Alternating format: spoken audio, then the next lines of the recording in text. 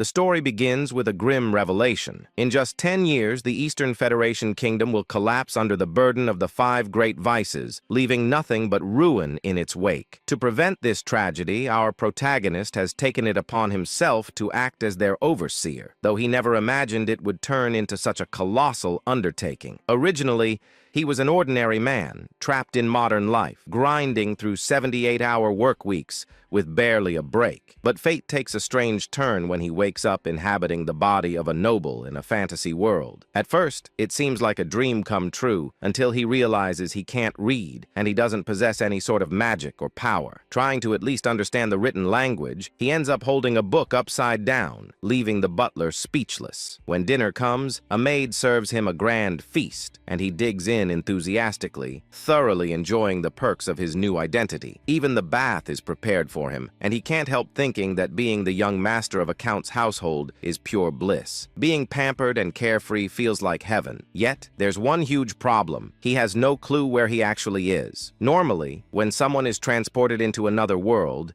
it's from a novel or game they're familiar with. So when one of the maids casually mentions that his older brothers, Leo and Tonio, will be returning tomorrow, he's baffled. The maid, in turn, is surprised that he seems to have forgotten his own family. As he mulls over their names, something clicks. They sound painfully familiar. Then it hits him like lightning. He's in the world of Psychedelia, a turn-based RPG he used to play during his rare moments of free time. But there's a catch. In every possible storyline of Psychedelia, once the 5 great vices, wrath, greed, sloth, pride, and obsession emerge, the kingdom's nobility and cities fall into madness and destruction, and the Palacio family, where he now finds himself, is infamous in one of the game's early side quests. The eldest son, Leo Palacio, is dubbed the King of Lust, while the second son, Tonio, is known as the King of Vice. When he realizes this, he drops to his knees. He remembers this place vividly. It's the very first sub-quest of the game. Looking around, he sees that the mansion is exactly how it appeared in Psychedelia. The Palacio household is destined to be among the first noble families wiped out by the 5 great vices. And his current identity? The third son, Alan Palacio, a minor villain who meets a terrible end. His face remains blank as this truth sinks in. Even though he's just discovered that his death is certain, the only thing that crosses his mind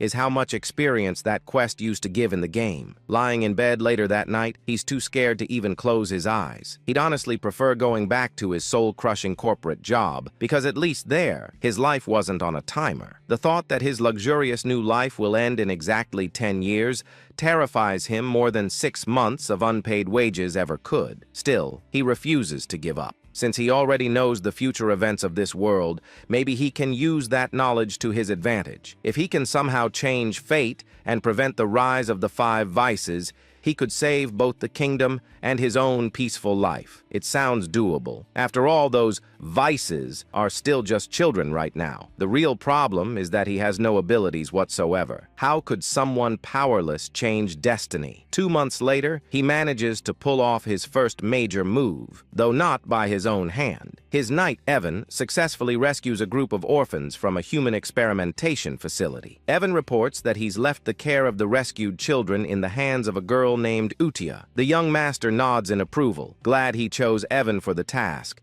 as the knight proves to be capable and trustworthy. However, because his face rarely shows emotion anymore, Evan can't tell whether that nod was a compliment or just indifference. Trying to clarify, the young master forces an awkward smile, which only makes Evan think he'll never get used to his lord's new demeanor. He recalls how Alan used to be easy to read, cheerful or gloomy. His emotions were always visible, but now he seems eerily expressionless. Even the protagonist suspects that possessing Alan's body may have left his facial expressions frozen. Evan, still uncertain, decides to accept the gesture as praise. The protagonist reflects that Evan is one of the rare, honest souls in the corrupt world of Psychedelia, a loyal knight who never betrays those he serves. That's why he recruited him right away upon meeting him. Finally, Evan reminds him that the main reason he was sent to the testing facility was to save Utia, and the young master confirms that's correct. Evan remarks that he can understand why his master went out of his way to save the girl. Even with all his years of experience as a mercenary, he can tell Utia is no ordinary child. Her strength alone makes it hard for him to fathom why she ever allowed herself to be locked up in the first place. place. He then questions why the young master didn't bring her back to the manor, since keeping someone like her in an orphanage seems wasteful. Our protagonist agrees out loud, but has other thoughts in mind. He knows it might look like he's ignoring her potential, but leaving her there is actually part of his larger plan. Utia isn't human. In the original timeline of the game, she forms a pact with a being from another realm and eventually becomes the physical incarnation of wrath, one of the 5 great vices responsible for countless deaths. Thanks to his interference, that dark fate has been diverted. He wants her to grow up peacefully, far away from corruption. To him, that means he's successfully neutralized one of the 4 remaining disasters. Of course, he can't tell Evan any of this, so he decides to act cryptic and simply says, "The time isn't right yet." Evan, ever curious, wonders what his master means, but doesn't pry. Every supporting character has their own story, after all. He promises to respect his master's wishes. The young noble instructs Evan to keep the matter quiet and to ensure the orphanage receives enough funding for a comfortable life. Then he hands him a letter, asking him to deliver it personally to Utia. When Evan asks what the letter is about, his master brushes it off, claiming it's just a note to check on her well-being. He says he wants to reassure the girl after everything she's been through. Evan nods, vows to deliver it promptly, and rides off on horseback. Once alone, the young master wonders whether his letter will actually bring her comfort. In truth, it contains something entirely different. A few lines he remembers from the game. Back then, when Utia had already become the embodiment of wrath and was laying waste to the kingdom, the archbishop mentioned a strange phrase about a spell capable of reaching a non-human like her. The line went something like, "Cast agony from the shadows with the light of the fallen's grace." He never quite understood its meaning, but in the game, those words momentarily resonated with her before she killed the archbishop anyway. It wasn't that the spell failed, it had simply come too late, and her rage consumed her before peace could take root. Now, our protagonist believes that by sending those same words early, he might truly change her destiny this time. With wrath handled, at least for now, he's ready to move on to the next of the great vices. Still, he can't help but think how absurd it sounds to try befriending a potential monster with a single poetic quote. Yet, considering that these sins all seem to worship some mysterious higher entity, maybe there's something to it. To him, they all seem like fanatics. Meanwhile, we shift to Utia Sao, who's reading the letter herself, and she's not happy. Evan, watching her,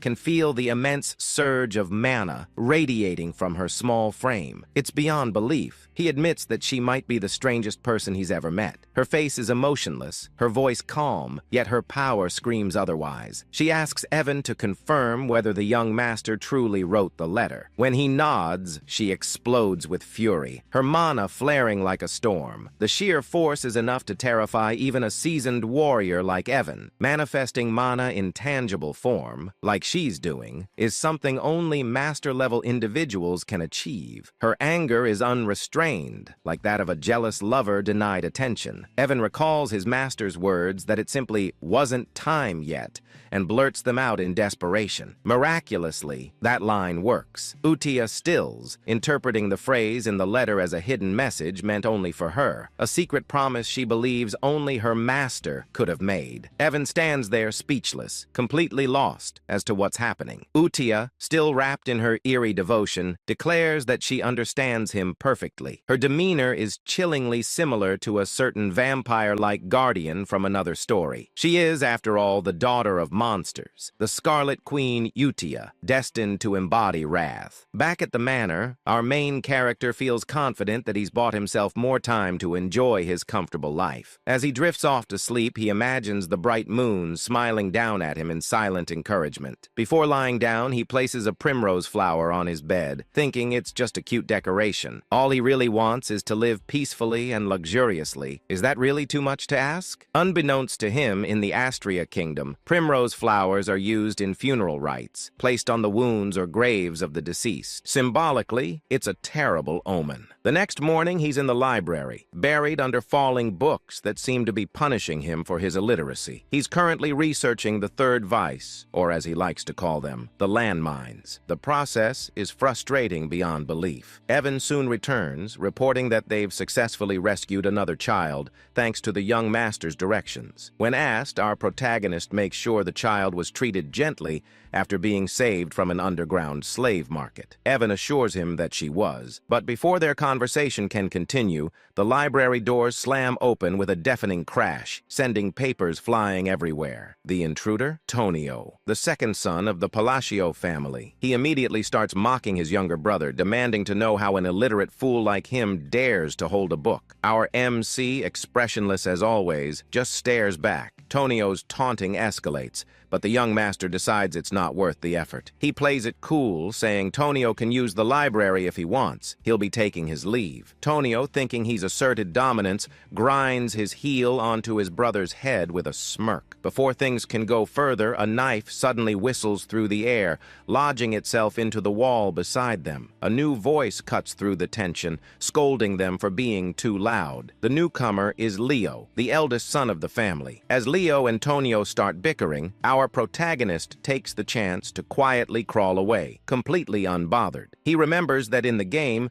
the Palacio family was wiped out early on, but seeing them in person, he realizes how powerful and dangerous they truly are. The two brothers are constantly at each other's throats, fighting over who will become head of the household. Leo controls the city's underground pleasure network, earning the title of King of Desire, while Tonio runs the region's largest drug ring, known as the King of Vice. Watching them fight, the young master decides there's absolutely no point getting tangled in their mess if he wants to preserve his comfortable lifestyle. And so, with his usual deadpan look, he literally crawls away from the chaos while Evan calmly follows, as if this absurd escape were the most normal thing in the world. As Evan adjusts his young master's hair, our protagonist silently vows to live happily, even if it means staying a powerless, incompetent, illegitimate son. A bit later, Evan comments that the second child they rescued didn't seem like an ordinary kid either. Watching his master lazily recline in his chair, Evan can't help but question reality itself. How could a man like this, who complains constantly and seems incapable of serious work, possibly have knowledge about illegal slave markets and secret human experiments scattered across the kingdom? Evan figures it must be difficult for his young master to maintain composure around his vicious brothers, while the man himself simply mutters about how exhausted he is. Then Evan asks why he decided to send that second rescued child to the orphanage. Of course, the young master has his reasons. He knows this boy isn't just another victim, he's an anomaly. The child hails from the Escalian Kingdom, the central state within the United Realm. In the world of psychedelia, this boy is known as Dias Macallion, the second major boss. In the game, after enduring slavery and brutal abuse, he eventually becomes the living embodiment of the sin of sloth, wreaking unspeakable havoc across the land. Many players were shocked by the cruelty of his story. Despite being associated with sloth, Dias was anything but lazy. He was known for relentless determination and an unshakable sense of justice, repaying both kindness and vengeance many times over. That's exactly why our protagonist told Evan to treat Dias with utmost care and gentleness. Even now, he still shudders remembering the nightmarish difficulty of Dias's battle scenes in the game. Trying to maintain his mysterious, wise, noble persona, he tells Evan the same cryptic line he always does. It's not the right time yet. Evan nods, unfazed, having grown used to his master's strange riddles. He then asks if the letter sent to Eutia this time was related to the second child. The young master confirms, but the reality is more ridiculous. Inside the letter, he's simply venting to Eutia about how his older brothers keep bullying him. It's both pitiful and hilarious. Still, he claims that he asked her to look after the second child who isn't feeling well. Technically, that's true. Dias really does need time to heal. Meanwhile, at the orphanage, Dias sits alone, trying to hide his injuries and scars. Utia approaches him, studying him with cold curiosity. She asks if he's broken. Then, in a chilling tone, she mentions the Black Goat organization, and Dias flinches at the name. Slipping into her obsessive yandere-like demeanor, Utia tells him that even if he's damaged, he's still been chosen. She congratulates him for being acknowledged by the Blue Moon, which she defines as their master, the title she's bestowed upon our protagonist. It's clear she's forming an organization centered around him, and she promises Dias that if he remains loyal, he'll have his chance at revenge. Hearing this ignites ignites something deep within him, and his latent magic, or perhaps the authority of sloth, begins to awaken. Satisfied, Utia happily decides to write her first reply letter to their master, grinning far too brightly for someone covered in mana scars. Back at the manor, the young master is buried in books, still researching clues about the third child. That's when Evan bursts into the room with alarming news. The second son of the Palacio family is dead. Even though our protagonist knew this event was destined to happen, the suddenness of it still rattles him. The funeral is held immediately, and to everyone's disgust, their father arrives with 2 escorts on his arms. Watching the scene, the young master can only think, even for this messed-up family, that's too far. He muses that psychedelia truly is the definition of a dark fantasy. As for Tonio's accidental death, something feels off. In the game, Leo had sobbed hysterically after killing his brother and claiming the title of heir. But here, Leo stands over the coffin smirking, not even pretending to grieve. At least try to act sad, our MC thinks to himself. Still, this isn't his problem. His focus remains on preventing the downfall tied to the 5 great sins. A year passes.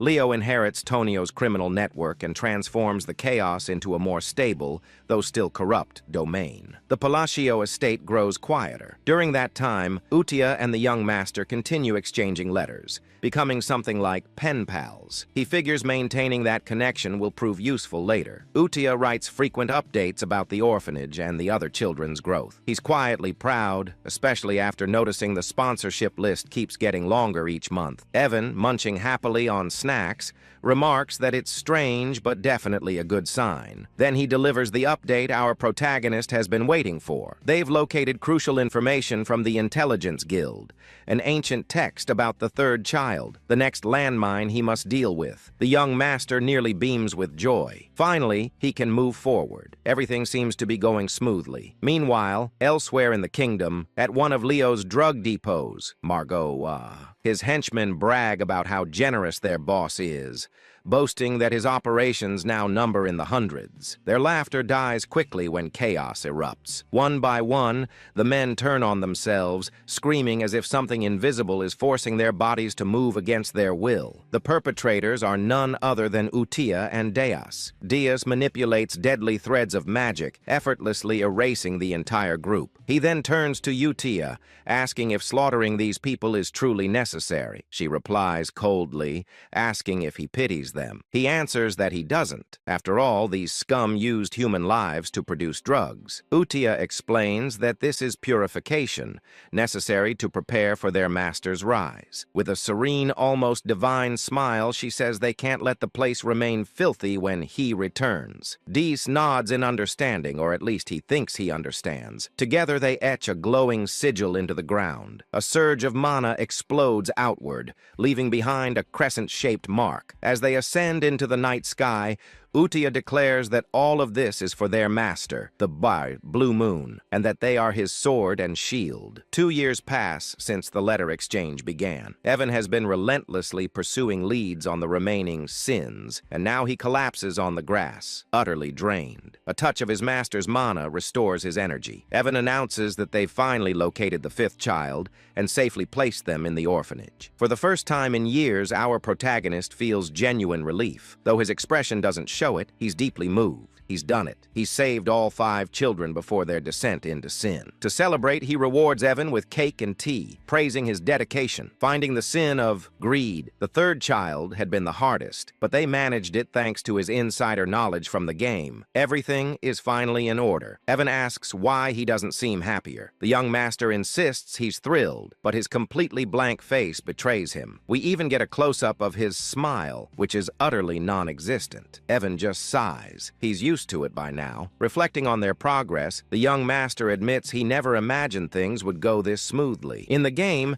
the 5 bosses became the great vices because of unbearable suffering. Saving them before that transformation seemed nearly impossible, but somehow he's managed it. When he asks about the orphanage's current state, Evan hands him a letter reporting that everything is running smoothly and the children seem happier every day. The young master remarks that if that's true, they might not even need a new caretaker. He's surprised Utia has handled things so well, though it makes sense, considering her deep attachment to the orphanage in the game's story. Reading Utia's letter, he finds that she's written warmly about each child's progress, especially Dias, reassuring him that everyone is doing fine. For the first time, a faint smile appears on his lips. He's genuinely glad they're growing up well. Evan asks when he plans to finally meet them in person. As always, the young master replies vaguely that the right time will come. In truth, he has no intention of meeting them anytime soon. He's terrified of the power they'll eventually wield. For now, distance feels safest. Still, he's aware that if he wants to survive in this grim world, he needs to get stronger. The answer lies in magic, and luckily, this body has the potential for it. While training, Evan mentions a new group rising across the continent called the Blue Moon. The young master feigns ignorance,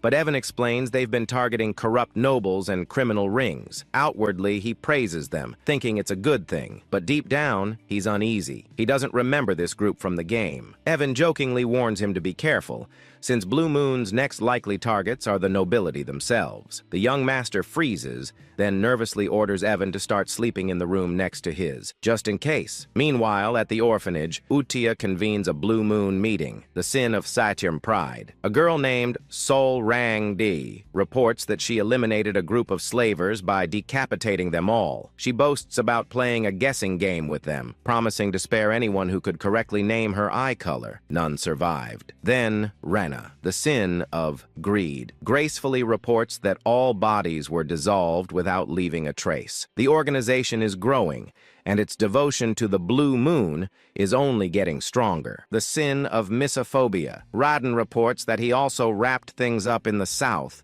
taking care of the illegal human testing grounds and turning those Avalon bastards who were causing trouble into minced meat. These kids are seriously scary, I tell you. Anyway, the scariest of them all, Utia praises them for a job well done. Talking about how everything will go according to his will, she emphasizes that they all exist for the sake of the Great Moon. This secret organization worships the Great Moon, the Blue Moon, who just so happens to be our main character. Suddenly, Deus reports a problem which makes Utia question what could possibly be wrong when everything seems perfect under his command. These fools are treating our MC like some kind of deity. Deus explains that the head of Avalon is the eldest son of the Palatio Count family, where their lord resides. He claims to have found a dangerous written order while cleaning up the south. It turns out that the eldest son, Leo, is targeting our MC. Naturally, Utia can't let this slide.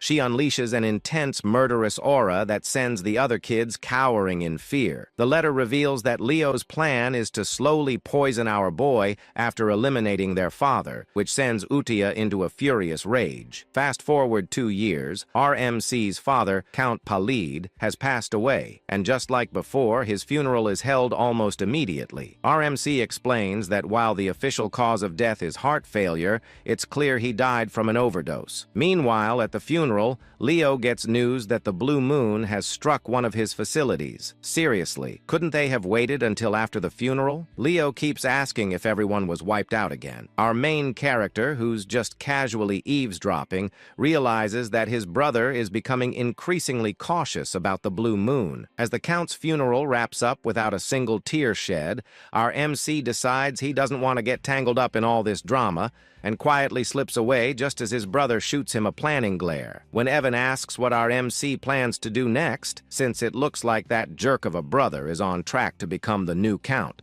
our MC is already one step ahead. He's been packing his bags and tells Evan to do the same. The plan to run away from this mess. Evan questions whether he really intends to flee, and our MC clarifies that it's not a complete getaway. They're just heading downtown to lay low for a bit. When Evan asks if he means the town of Rodmill, our guy confirms it. He's been eyeing Rodmill for a while now, and it's a small town in the south of Paleo, making it the perfect hideout. Plus, he's timed it well since Leo has been giving him some seriously unsettling looks. Once they arrive in Rod Mill, our MC actually starts enjoying life, whipping up some delicious-looking toast while Evan just goes along with everything like it's the most normal thing ever. But 3 days later, their peaceful existence is shattered when our MC is forced to return home for his brother's funeral. He can't believe he's back so soon. According to the game, Leo wasn't supposed to die yet. The cause of the death is a stab through the heart, which leaves our MC wondering who could have done such a thing. He tries to ask one of the servants about the details, but they scream in horror as if they're about to meet their end. It's not just that. All the servants are acting strangely,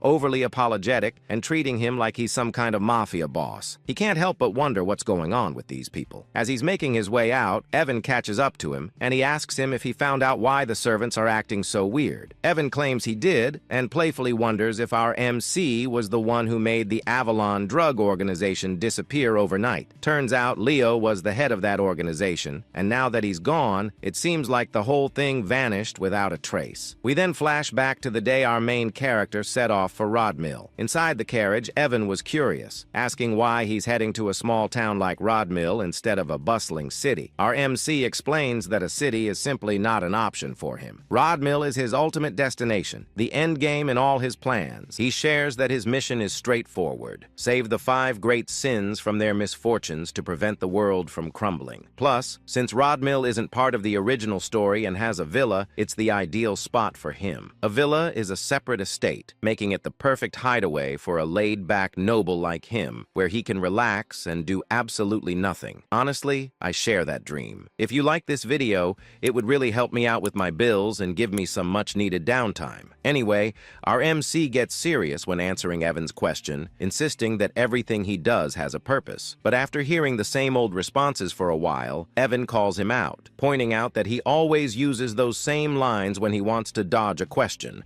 He tells our MC that he can't fool him anymore. Our MC is taken aback by how Evan has seen through his little lies. As their banter continues, Leo, who's been watching our MC drive away, contemplates whether he should kill him or not. According to Leo, it doesn't really matter if our MC lives or dies. He had already planned to poison him. But now that our MC has decided to leave for the border, Leo feels he has no reason to go through with it. Yet for some inexplicable reason, he still feels the urge to eliminate him. He instructs one of his henchmen, Alman, to follow the carriage. Alman, however, asks if that means he's supposed to kill the MC. This question leaves Leo baffled. Alman has never questioned him before, no matter what orders he received. He usually just follows them without a word. So for him to speak up like this feels a bit odd. Leo reminds Alman that his job is to obey him, but before he can finish, Alman lunges at him, stabbing him right through the heart. Leo, in shock, shouts out why Alman would betray him like this, but Alman simply replies that he enjoys playing war. We soon discover that Alman is actually part of the Blue Moon organization,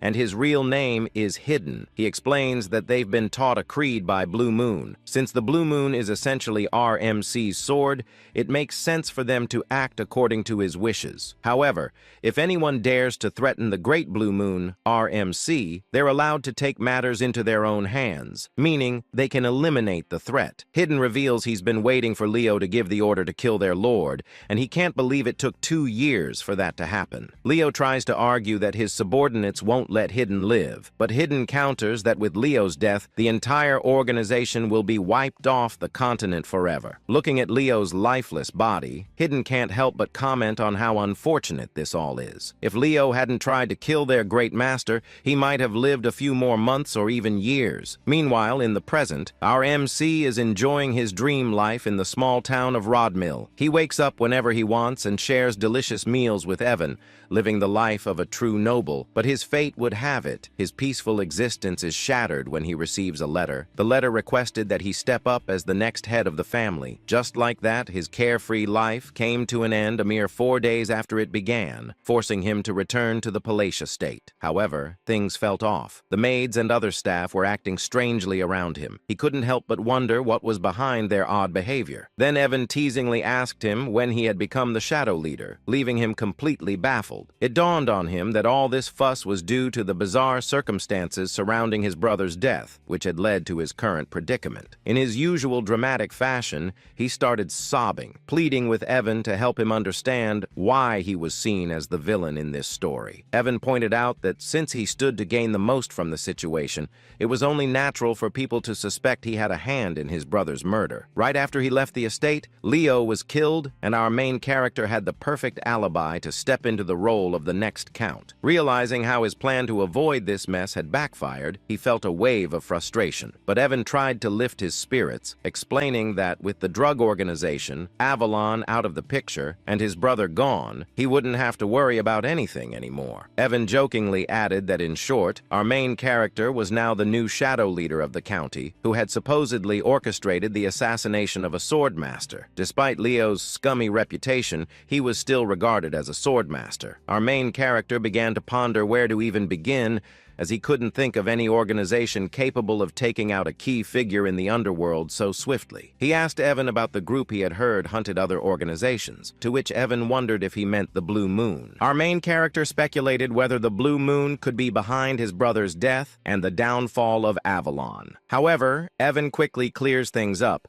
saying that according to the Information Guild, the Blue Moon isn't to blame. Instead of leaving behind bodies, the Blue Moon is known for marking the moon itself. That's just how it operates. But it's rumored that all the members of Avalon met their end with a sword through the heart. Evan can't help but tease our MC, joking that the road to hell has been opened. But putting jokes aside, our MC reflects on his game knowledge, realizing there shouldn't be any organization called the Blue Moon, which means they can't be responsible for this mess. But if it's not them, then who could it be? As he tries to piece everything together, the scene shifts to the orphanage where Utia is holding a meeting with the other great sins. She asks if everything went smoothly, and Reina, the sin of greed, confirms that she left no traces behind. Surong, the sin of pride, adds that there was no one left alive on her end, just corpses. Diaz chimes in, boasting that he took out all 486 soldiers of Avalon. His magic is quite something, like a beautiful butterfly tangled in spiderweb. Then there's Rodon, the sin of misophobia, who also confirms that he cut down all the bad guys in half. Utia praises them for their work,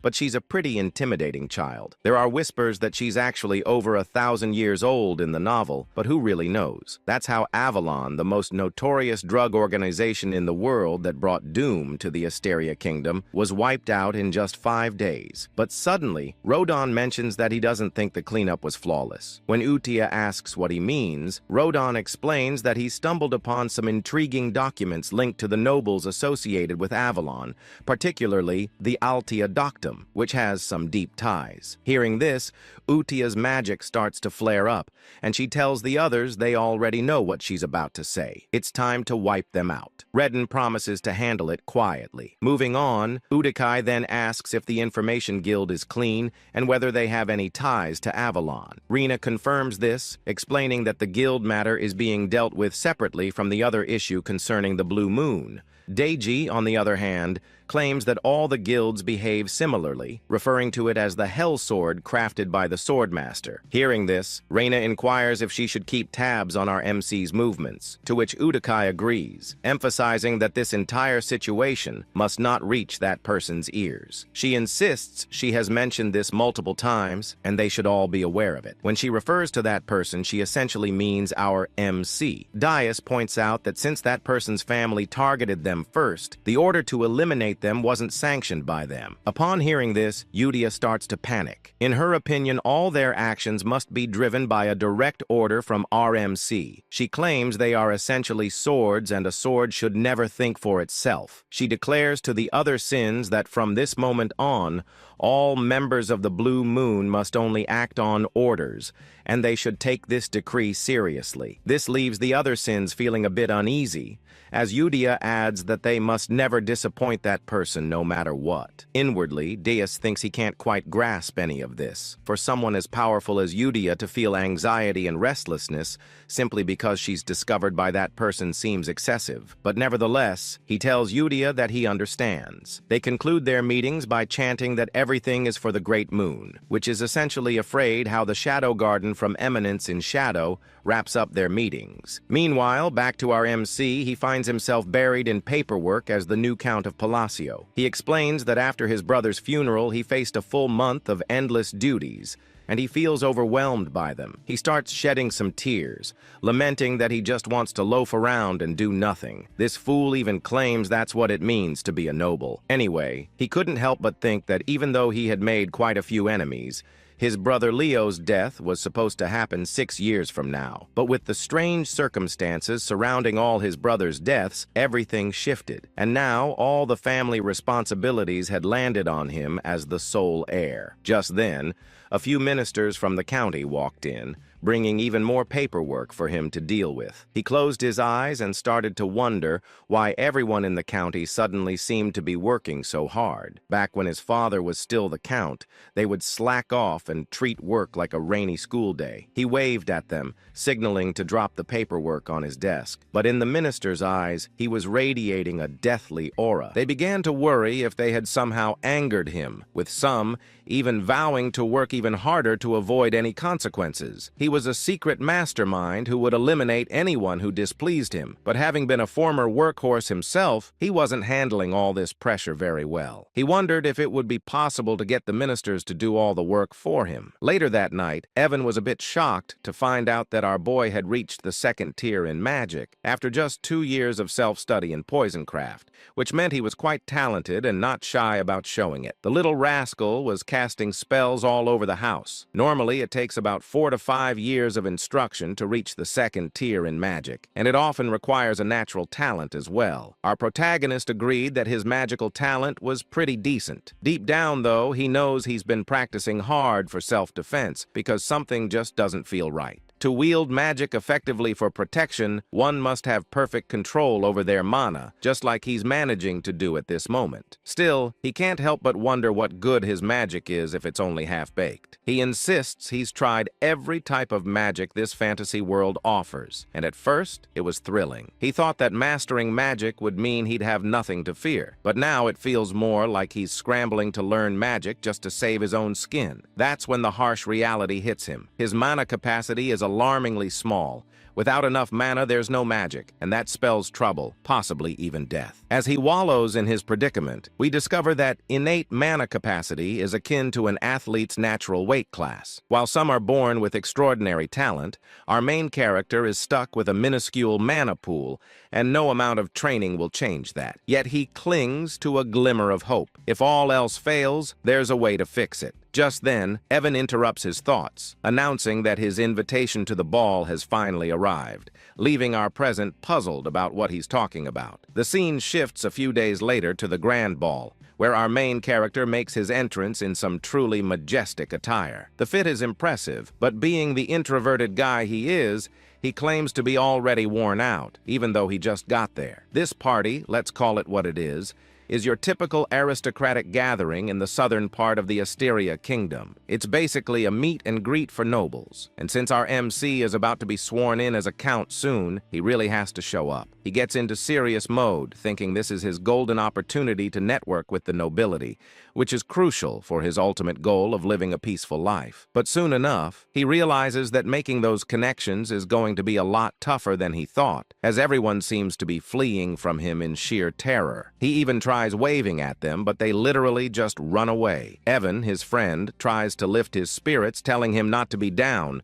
but our guy insists he's not upset at all, even if his expression says otherwise. He tells Evan he expected this reaction and vows to try harder as he heads out on his own. However, our protagonist seems a bit clueless about what's really happening. He thinks the other nobles are looking down on him for being a low-class noble without any backing, and he's not entirely wrong. The current Palacio household is indeed filled with troublemakers, like his 2 older brothers. Picking up a wine glass, he assistants himself that he didn't come to the ball without a plan and is determined to unlock the social skills he's been secretly honing. He starts talking aloud about the wine's unique aroma in an attempt to spark a conversation, but due to a mysterious condition that makes it hard for him to show emotions on his face, he ends up looking quite villainous, especially when he tries to smile. He tells a lady he'd love to have some bottles at home, all the while thinking his smile is perfect. But in her eyes, he resembles a demon king, and she bolts, saying she'll tell her father to prepare them right away. To the other nobles, it looks like our protagonist just extorted and blackmailed the poor lady into giving him a limited edition regional wine. What a mess. Evan tries to comfort him while our protagonist insists that the lady must have just been shy. Later, we find him sulking in a corner while Evan is happily munching on food, teasing him about how his list of gifts has grown. It turns out the wine incident wasn't a one-off. Every time he tries to talk to someone, they think he's trying to blackmail them, handing him things like a panacea, citrus tea, and more. He can't shake the thought that Pazio has become way more notorious than he ever imagined. With rumors swirling about him having killed his two brothers, he's basically turned into a figure of fear and dread. Feeling down, he tells Evan he needs some fresh air. As he steps outside, a certain red-haired beauty catches his eye. While he's out there, he can't help but wonder where it all went wrong. Suddenly, a soft voice calls out to him from behind,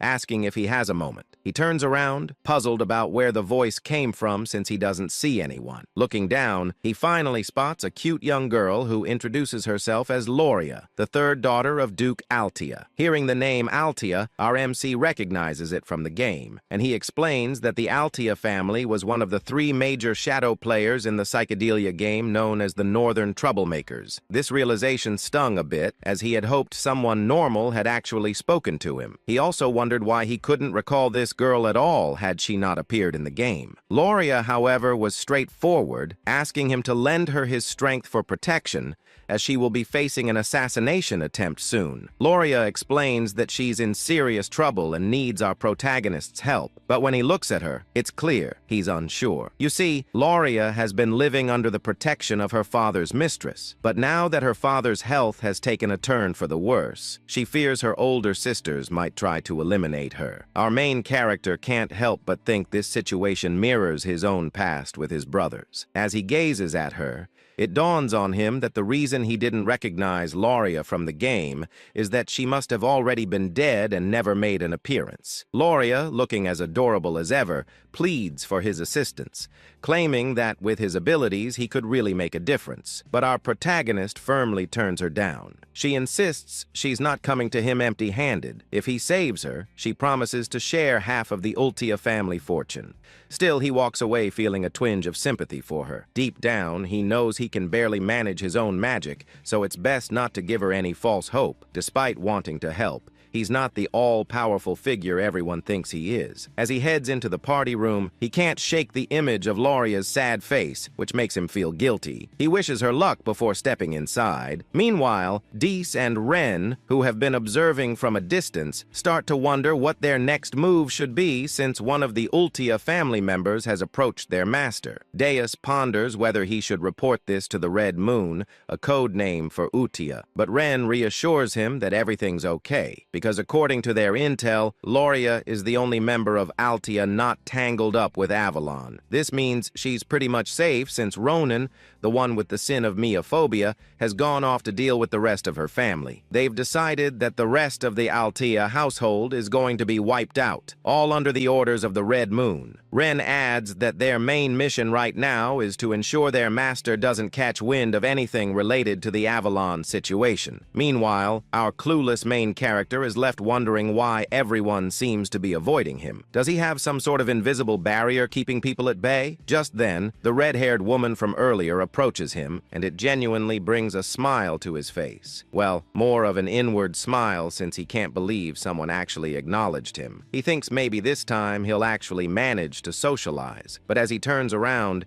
he realizes she's not just any ordinary woman. She's another shadow player. Looking at her, he recalls seeing her face in the game, and it hits him that no normal person would approach him first unless they were trouble. He greets her, calling her Lady Zenonia, which surprises her. How does he know her name? Our protagonist explains that she's quite famous in her own right. In the Asteria Kingdom, there are 3 prominent shadow player families: the Altia in the north, the Patio in the east, and the Zenonia in the west. This stunning, curvy lady is introduced as the eldest daughter of Count Zenonia, Clea. She asks him if she's really really that well known, and he explains that while Kalea Patio runs a gang, the Zenonia family operates more like a clever criminal syndicate. Just thinking about it makes him shudder. He insists that what he really needs are some solid connections to help him maintain his peaceful, noble life. For the sake of that easy life he's always dreamed of, he believes he must steer clear of this curvy, stunning woman who seems like trouble. With a respectful bow, he compliments her beauty, almost as if he's trying to say goodbye. But she stops him, saying she wants to have a word with him about something. He replies that he'd love to, but there are too many eyes on them right now. Deep down, he wishes she would just leave him alone. With a smile, she tells him he's just as the rumors say, and adds that she looks forward to seeing him again, leaving him completely dumbfounded. As she walks away, he wonders what that could mean, sensing it's some kind of code, but he shakes it off. Meanwhile, Renee and Diaz, who have been watching from a distance, are pleased that their mission to keep our protagonist in the dark is going smoothly. However, Diaz points out a problem. Looking out the window where our protagonist is standing, they spot someone who has been tailing him for a while, and they quickly rush out to deal with the threat. The next day, our protagonist and Evan find themselves in a forest, with Evan asking if he's really sure this is the canyon he's been searching for. Evan notes that it's midday, the sun is shining, but the canyon is oddly dark. Our boy, however, isn't paying much attention. He's ecstatic that he's finally found his true objective. As they venture inside, he jokes that if this place turns out to be empty like the others, he might actually cry. But as he looks at the symbols on the walls, he realizes this is the real deal. He explains that in the game, finding this place was a breeze. Truthfully, he admits that the only reason he traveled all the way to the south under the guise of attending the ball was to discover this labyrinth right here. The labyrinth is called the Labyrinth of Whispers, and if you can crack all the riddles in its 8 rooms, you'll earn a powerful artifact as a reward. Exactly what he's after. He claims to have memorized all the routes and puzzles this labyrinth has to offer. Finally, he arrives at a massive door, and as he gazes at it, he confesses that seeing the labyrinth entrance in person is breathtaking. It feels so much more real than it did in the game. In the game, he tackled this labyrinth countless times. Evan, on the other hand, asks how our protagonist even knew a place like this existed. Our boy, without thinking, replies that he's been here often, leaving Evan puzzled about what this guy is talking about. Realizing he might have slipped up, our protagonist quickly backtracks, saying he was just kidding, and suggests they head inside. Once inside, they encounter some monsters and giant golem hands that could easily crush them like twigs. Evan wonders if these creatures are tied to the riddle, and if our boy gets the answer wrong, those giant hands will show no mercy. But our boy, unfazed, starts solving the riddle, leaving Evan to wonder how he can remain so calm in such a dire situation. Evan reflects that they've been together for 4 years now, yet he still doesn't understand him at all. Things like saving orphans, repaying random debts, helping free slaves, and even delivering seemingly pointless messages. Yeah, in Evan's eyes, our boy is a total weirdo. Still, watching him solve the riddles with ease makes Evan question how this is even possible. This guy has barely left the estate, yet he seems to know everything about this labyrinth. Regardless, Evan admits that the reason he keeps following this mysterious master of his is simple. Everything he does somehow leads to a good outcome. They finally make it inside, but our main character can't shake off the gruesome visuals of the game. He's feeling queasy, but as they step into a lavish room brimming with treasures and gold, his attention is immediately drawn to a hand statue adorned with multiple rings. He declares that their goal is the black ring and insists they should grab it and get out fast. Meanwhile, Evan, who's busy stuffing his pockets with gold, questions why our protagonist is so fixated on the black ring, which looks like the least valuable of the bunch. Our hero explains that taking anything else could lead to trouble down the line. Deep down, he realizes he's finally got his hands on the ring that holds the oath of restraint. As they start to head back, our MC feels pretty pleased with himself, thinking that snagging the ring was a breeze thanks to his gaming knowledge. But Evan suddenly gets a bad vibe and points out that the rock piles they passed while entering the canyon are actually golems, and they seem to be stirring. Evan quickly gets into battle mode, feeling anxious about their situation. To him, these golems are total unknowns, making this a nightmare scenario. He thinks that if he can just get his young master out safely, he wouldn't mind sacrificing himself. But our protagonist steps up, telling Evan to stand down because he'll take care of the golems. As the golems prepare to attack, Evan urges him to find an escape route first. With the golems closing in, Evan shouts a warning, saying his second-tier magic won't be enough to handle them. But our MC stands tall, confidently, invoking the Oath of Restraint, which activates the black ring. Suddenly, time seems to slow, and he finds himself in a different dimension. A voice introduces itself as a fragment inheriting the great will of Nasilla, instructing our protagonist to state the 2 restrictions he wishes to impose on himself. Our main character finds himself in a pretty intense situation. In the game, this part showed up as a choice window, but now hearing this mysterious voice and seeing a gigantic face looming in the dark cosmic expanse is a bit overwhelming. The Oath of Restraint is an absorption-type artifact, and as the name suggests, it lets the user impose limitations on themselves in exchange for power. However, the sheer force of the voice makes our MC tremble a bit. The voice urges him to declare his first restraint, and with a hand sign, he states that he will always perform the hand signs of Babylonia when casting magic. The voice then asks what he hopes to gain from this restriction, and our boy responds that he desires the ability to bend the laws of the world just a little more. The voice grants him this power. For his second restraint, our boy explains that he will strictly chant the words of Babylonia when using magic. When the voice inquires about his desire behind this restriction, he boldly claims he wants even greater power to defy the laws of the world, which momentarily surprises the mysterious entity. Our protagonist starts to worry that he might have messed something up, especially since the entity paused. He even mimicked the exact skill icon from the game just to be safe. By choosing both the hand signs and the word restrictions, he believes he can achieve the highest possible magic attack power. Thanks to all his repeated gameplay, he has memorized every combination used in the game. So, this should work. Finally, the entity speaks again, confirming that his restraint has been granted. It expresses gratitude to the human who has remembered all the gestures and mysteries of the forgotten god. Our protagonist is puzzled by what the entity means, but he quickly notices that the ring is being absorbed,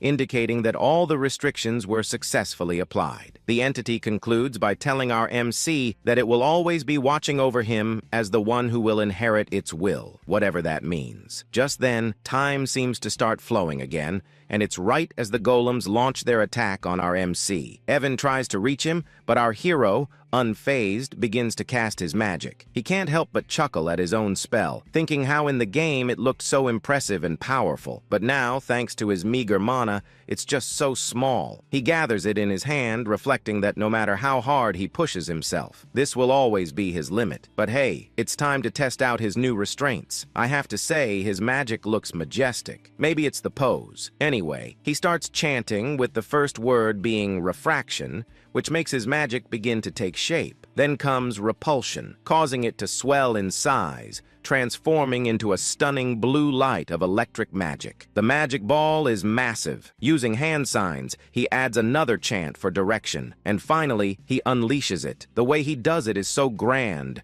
reminiscent of how Gojo releases his hollow purple. The sheer power of our boy's magic leaves Evan in shock, as the lightning obliterates all the golems, turning them to dust. In the aftermath, Evan can hardly believe his eyes, wondering what on earth just happened. He asks our protagonist if he's been hiding his power all this time, but our boy shakes his head. Evan explains that in all his 15 years as a mercenary, he's never seen anything like that. He questions if our MC is really sure that was second-tier magic, to which our boy confirms, though deep down, he's just as confused about what transpired. He admits that this wasn't at all like it was in the game. In the game's turn-based battle system of psychedelia, magic could be enhanced each turn through hand signs or incantations. This time, he boosted the chain lightning magic with all 4 incantations and hand signs for a total of 5 turns. In other words, he simply used magic settings for a large-scale lightning spell. However,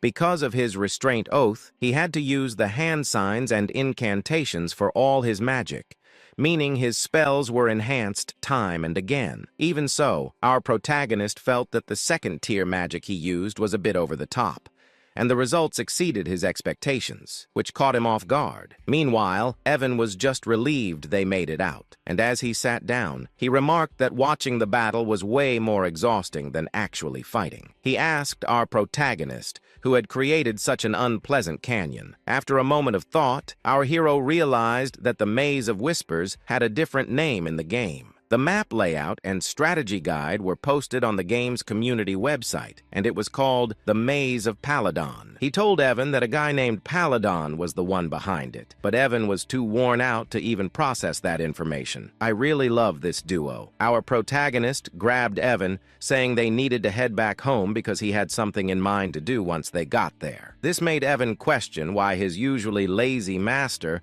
was suddenly so motivated today. Our main character explained that every time he picked a hand sign that matched the spell's attribute he was casting, the power increased. If he chose the right incantation, the magic properties would get enhanced, which is how the game mechanics were designed to work. The only difference was that, unlike in the game where the visuals remained the same and only the numbers went up, in this world, the spell actually changed shape with each incantation. But he suddenly wonders if this only applies to him, especially since he's particularly skilled at controlling mana. He decides he'll need to test it out once his mana has recovered. But for now, he's just relieved that everything turned out okay. As they prepare to leave on their horses, we see Ren, who has been quietly following our main character, watching the whole scene unfold. She quickly makes her way to the canyon, and upon arriving, she spots the runes on the wall and realizes she can actually read them. She explains that these are the glyphs of the Aleph Empire,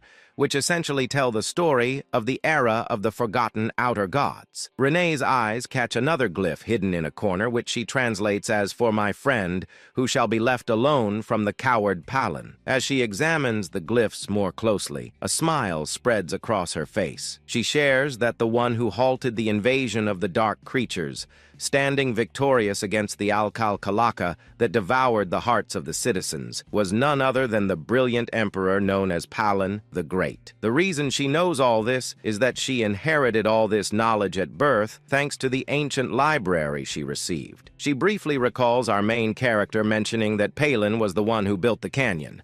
But as usual, she misinterprets the situation. She thinks that she knew our MC was special since someone like the Bloody Queen Udia follows him, which is a pretty big deal. Having someone like Udia as a subordinate is something you'd only read about in history books. However, she continues to believe that our MC is actually a friend of Palin, completely misreading the glyphs he saw. Moreover, she claims that the phrase, "our boy used while casting magic," doesn't exist anywhere in the ancient library, which only strengthens her belief that our MC is truly remarkable. Blushing, she admits that Udia was right all along, feeling a bit embarrassed about having followed orders without question all this time. And just like that, our boy ends up with another yonder in his harem. Kind of a strange thing to say since they're basically just kids, but I digress. Anyway, Rena spots Deus arriving and immediately asks if he got any info from the fool who was tailing their great master. Deus responds that the idiot is dead, and he didn't even do it. It's more like the guy's head just twisted in midair. Rena insists they need to report this back to Udia for processing, and disagrees. So they head out. Meanwhile, in Zenonia County, Lady Kalia is sipping her tea, pondering how our main character is, just as the rumors say. She notes his chilling, emotionless expression and those abyss-like eyes. It bothers her that he called her famous. Count Zenonia is indeed strong and well-known, but for our boy to label her as famous despite not being involved in social activities is quite intriguing. What's really going on here is that Kalia is the true mastermind, using black magic to control her father, the Count, making her the real head of the family. The fact that our boy called her famous makes her think he might know something about her secret, which terrifies her since no one is aware that she's turned her father into a puppet. She recalls how our boy mentioned there are too many eyes on them, which she misinterprets as him having discovered the person she had following him. Now, that's a classic case of misunderstanding, like something out of an Eminence and Shadow scenario. Suddenly, Klaya gets a call from one of her servants who says there's a problem. problem? Well, she asks what's going on, and the servant insists that it's better for her to see it for herself. When she heads to her room, she discovers that the person she had following our boy is dead. The servant explains that since the seal on the body didn't activate, it means he didn't spill any secrets. But Klaya quickly points out that the person who killed her man must have intentionally brought him to her room. Frustrated, she starts questioning how our boy figured out she was the one who sent this guy to tail him. And just like that, our boy gets misunderstood once again. At the grand halls of the Alta Ducal estate, the scene unfolds as Loria walks through the quiet corridors, her face heavy with disappointment and fatigue. Her mind drifts with thoughts of regret and realization. As expected, she knew he was not someone to underestimate. The distinguished one of the underworld, a man who possessed cold eyes, much like her father's. He was the kind of person she must never make an enemy of. Once he had been her last lifeline, but she knew he would never accept a deal that could bring him significant losses. All her assets and power had been stripped away by her sly siblings.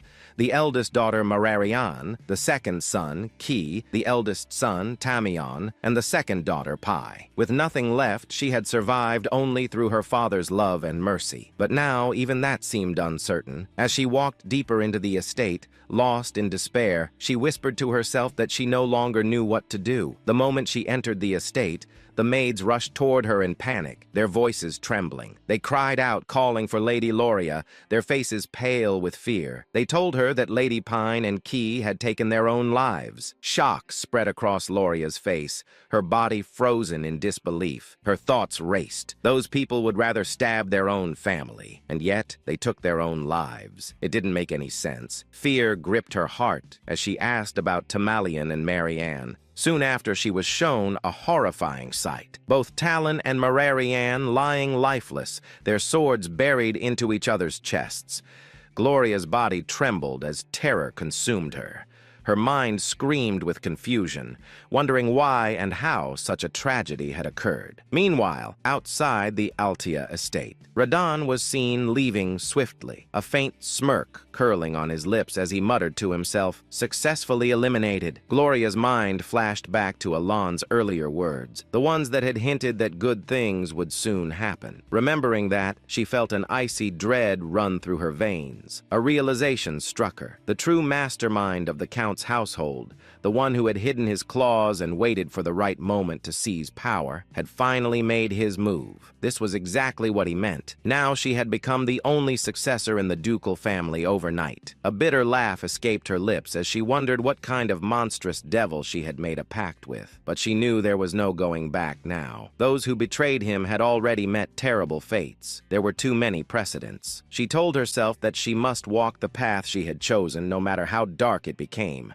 A sudden determination lit up her eyes. 2 months later, a grand gift arrived at Duke Alea's estate, addressed to Elon. Upon seeing it, Evan's eyes widened in surprise.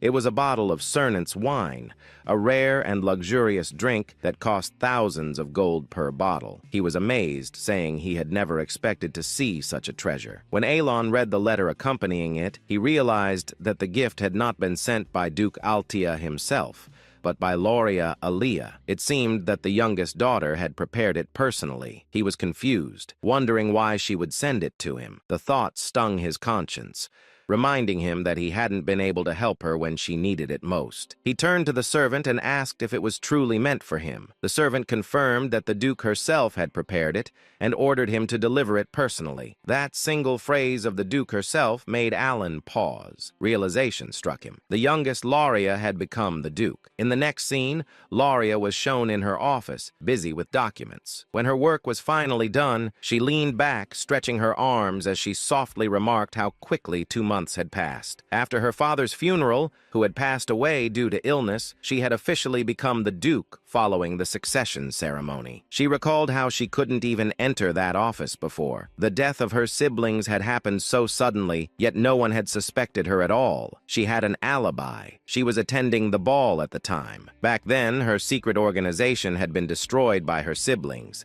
leaving her utterly powerless when she returned to the mansion. Later, she came to understand how deeply he he had calculated everything. He had declined her plea with indifference on the surface, but had perfectly cleaned up everything behind the scenes. She wondered just how far into the future he had planned all of this. She hadn't even informed him about her father's funeral, not wanting to trouble him. Yet, he still helped her. It was clear that he had a reason. He needed Aaliyah for some part of his grand plan. Although she had successfully merged all the subordinate organizations under Altia, it still wasn't enough to match the immense power he hid behind his calm facade. That only meant one thing. He wanted something from her. Palatio, the distinguished figure of the underworld who had risen through sheer business prowess. If there was one thing she possessed that he didn't, it was her ability to manipulate the political stage from the shadows. He needed the Altia name for now. She decided to focus on what she must do, believing that the distinguished one would contact her soon. She hoped he would appreciate her gift of gratitude. The scene shifted once more, showing Alon in his quarters as Loria's servant bowed before him, saying that he would take his lead. Alan stood still, lost in thought, still unable to process the news. The fact that Loria, who had once been threatened with death, was now the Duke, didn't sit right with him. Evan noticed his troubled expression and wondered silently what was wrong with him now. A few months passed. The narration marked that this was 5 years before the original story began. Evan entered with excitement, calling out to Alan and addressing him as the young master before quickly correcting himself to call him the Count. Alan replied calmly that the succession ceremony hadn't taken place yet, but since a year had already passed, he supposed it was fine to be called that. Despite his words, he sighed quietly, thinking that he had never planned on becoming the Count. Still, since he had already adjusted to it, he decided to make the most of his noble status and use it to his advantage. Evan then handed him a letter saying it had arrived from Utia. Alon received it with a thoughtful hum,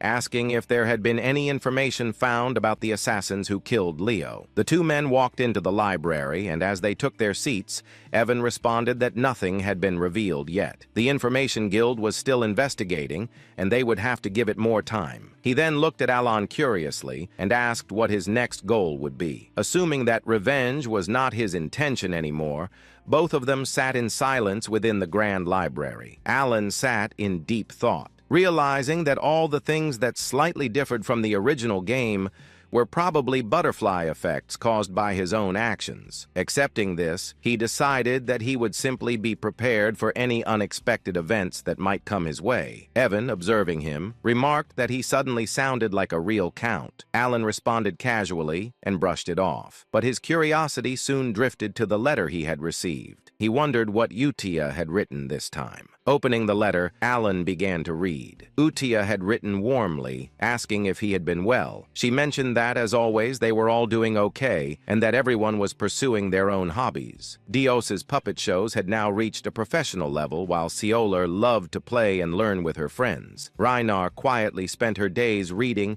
and making things, while Radan had developed a new hobby of tending his garden. As Alan read the letter, a gentle smile spread across his face. The routine of exchanging news every month had become something familiar and precious to him. It warmed his heart more and more each time he received a letter from them. Though he had never seen their faces, knowing that they were all growing well brought him a deep sense of contentment. The smile on his face was something he couldn't help but wear. A sudden realization struck him as he thought about it further. The 5 of them, the children, were already old now. Evan, noticing his expression, responded to his sudden thought, saying that they were ready to step out into society. Some of them even left the orphanage earlier than expected. The ones Alon had once ordered to save had now reached that age. Alan realized that the 5 from the orphanage were no longer the small, fragile children they used to be. They had grown. He quietly acknowledged that it was time to let them go. Evan seemed surprised,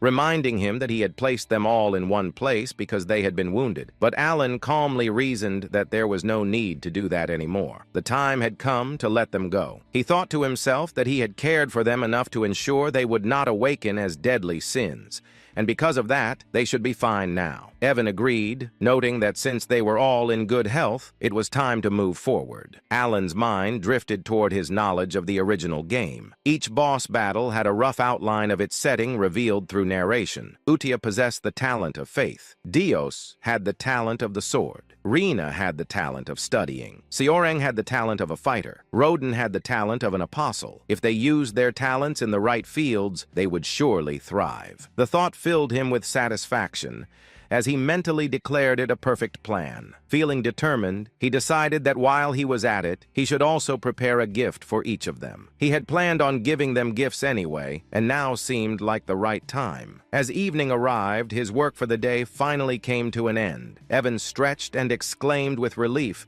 saying that he would step out for a while before returning soon. Alan waved him off, bidding him goodbye. Alone in the quiet office, Alan smiled to himself, wondering if he might one day receive something back from them once. They became successful and influential. His thoughts softened as he hoped his letters would guide the children to step confidently into the world. Meanwhile, in another scene, Yutia received Alan's new letter. Gathering everyone around, she announced that the orders had arrived. This time, however, the message had been delivered to each of them individually. The group grew silent, reading their respective letters with focused expressions. Though Seorang couldn't contain her excitement, her eyes sparkled as she eagerly unfolded her letter, marking the beginning of another chapter in their intertwined fates. Meanwhile, Yisha finished reading the letter sent by Alan. She announced excitedly to everyone that new orders had arrived. This time, Alan had delivered them individually, which surprised all the members. But before anything else, Yusa suggested that they should read the previous letter as well. Since the new instructions seemed to require a high level of attention, Xiang spoke cutely, mentioning that only Yusa had been able to read the earlier letters. Yusa explained that since Alan had given each of them a personal order, it meant he had decided it was time for everyone to see the contents themselves. The letter written by Alan made Seorang and the other sins react like curious kitten. Seorang clumsily repeated the first line of the message Alan had written. "How have you been lately? It seems you have many talented friends. If you need anything, let me know." Renee commented that it sounded like ordinary small talk, but Yusa smiled. She understood that Alan had intentionally kept the opening simple. After the greeting letter, this was the first true order he had issued. He had defined the elimination targets, assigned missions, and instructed them to report the results afterward. It was during this time that he entrusted Blue Moon to her. As everyone could see, he had personally chosen each of them, and all the sins were excited to meet him. Deus nodded and said it made sense. This prevented information leaked. She remembered her first order and smiled, recalling how firmly she had been told to understand the instruction clearly and carry out the mission without fail. Deus then wondered aloud if it would be better to visit Alan directly or contact him through magic communication. Raiden agreed that if leaks were the issue, letters seemed unusual. Yusa's expression sharpened. She reminded them that their duty was simply to follow Alan's order. She gripped the letter tightly, and Deus let out a sigh at her unwavering resolve. Deus eventually said they should read the orders properly. Moments later, after going through her assignment, she explained that Alan had instructed her to head to Caliban. The nation of knights Seorang scoffed, calling it a desert colony she disliked. Raiden mentioned his destination, Rexy, the entertainment city. Renee said she was ordered to go to Latina, the mage city. Finally, Yusha, the female lead of the entire story, looked stunning as always when she spoke. She said she was assigned to the Holy Kingdom of Ryza. Everything they needed to do was clearly written in their letters. Dea said she didn't understand the reason, but Alan had ordered her to become a knight. It felt unusual even for her. Xiang added that Alan had also told her not to worry since the patronage would continue. Reina mentioned that he had revealed the locations of their gifts as well. Raiden responded calmly, saying they would understand everything once they reached their destination. Yusa gathered everyone and repeated the final rule Alan had guy. They must never mention the name Blue Moon. Everyone agreed and prepared to leave. Next day, all the members assembled and departed to carry out Alan's orders. 3 months later, inside his office, Alan sighed. As expected, there was no noticeable change in the field of magic. He continued reading advanced magical texts to increase his capabilities and muttered that he would have to experiment on his own, ridiculous as it felt. Suddenly, he looked at his knight, Yuan, and asked what he was doing. Alan then remembered something and questioned him about the investigation into the killing of Leo. Yuan replied that the Information Guild still hadn't found anything. Alan seemed surprised for a moment and asked if there was anything else to report. Then he whispered under his breath that the butterfly effect caused by saving the 5 deadly sins had already gone out of control. Even Lyra, who was never supposed to appear in the storyline, had become the Duke of Ayla. The thought distressed him. She was expanding her power and influence at a terrifying pace within the underworld. Alan let out a tired chuckle and told Yuan they should stop investigating the Ascension altogether. It was dull work, and he already had far too many responsibilities piling up. Yuan looked at him with surprise and really master. Alan explained that the entire situation was clearly the result of his own ignorance. In a place like this, almost nothing escaped the network of the Information Guild. Even he felt uneasy about it. If he tried to uncover things he was not meant to touch, the consequences that returned to him could be far worse. He muttered that if an unexpected complication led directly to death, then the investigation was meaning. In the end, organizations like that wouldn't harm him as long as he didn't interfere with their affair. He clarified to himself and to Yuan that there was no reason for any secret group to target him unless he approached them first. That was why he believed there was no point in continuing the investigation into Leo's death. Yuan nodded and agreed to inform the guild to stop. Then he suddenly remembered something. Right, there's another piece of news, he said. Apparently, Deus has been appointed as a knight in Caliban recently. Alan looked up in surprise. Really? Good for her. 3 months later, Yuan entered the room carrying snacks. Count, there's something else, he said. Apparently, Deus has created an entire knight order. Alan straightened. A knight order? Then she must be at least expert level or higher. Could she already be at the level of a sword master? Yuan replied that Deus had indeed reached the level of sword expert. Alan thought quietly, noting that it hadn't been long since she was first appointed.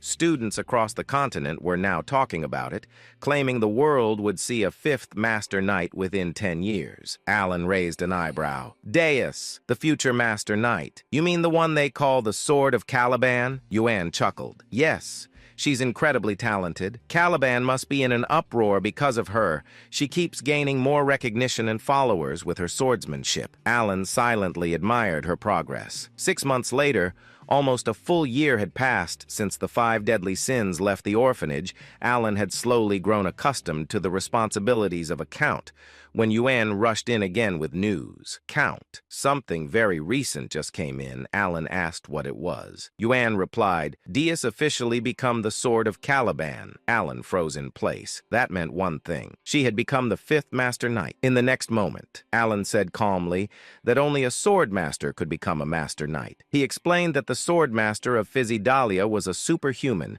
who had surpassed the Aura Blade and unlocked a unique ability known as deviation. He looked at Yuan and asked if he was really saying that Deus had become a sword master. Yuan interrupted and clarified that she was about to reach that level. She hadn't created her deviation yet, but the nation had granted her the title of Master Knight regardless. Not only had she defeated the 4th sword in a duel, but Caliban had also lost one of their Master Knights to the northern barbarians. Alan thought for a moment and acknowledged that the two sides had been at war for more than a decade. Yuan continued, realizing mana and learning to control it took around 5 years, while creating a deviation usually required decades. The first sword, Reharnet, had been 32 when he became the youngest Master Knight in history. He had wielded a sword since the age of 5 and was unmatched in strength. Even with that talent, it had taken Reharnet over 20 years to reach that level. Yet now, a child who once knew nothing about swords, Deus was becoming a Master Knight. Alan's eyes widened. So, if she's only waiting for her deviation,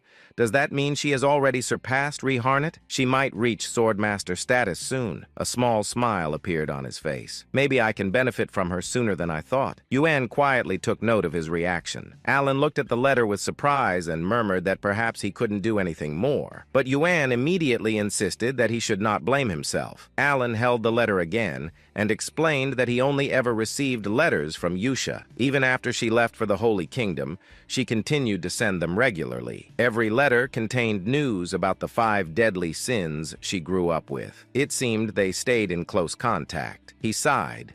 saying that even though none of them had ever seen his face, they could have at least thanked him for the gifts. He paused, then slapped his cheeks lightly and corrected himself. He was already grateful that they hadn't destroyed the entire kingdom.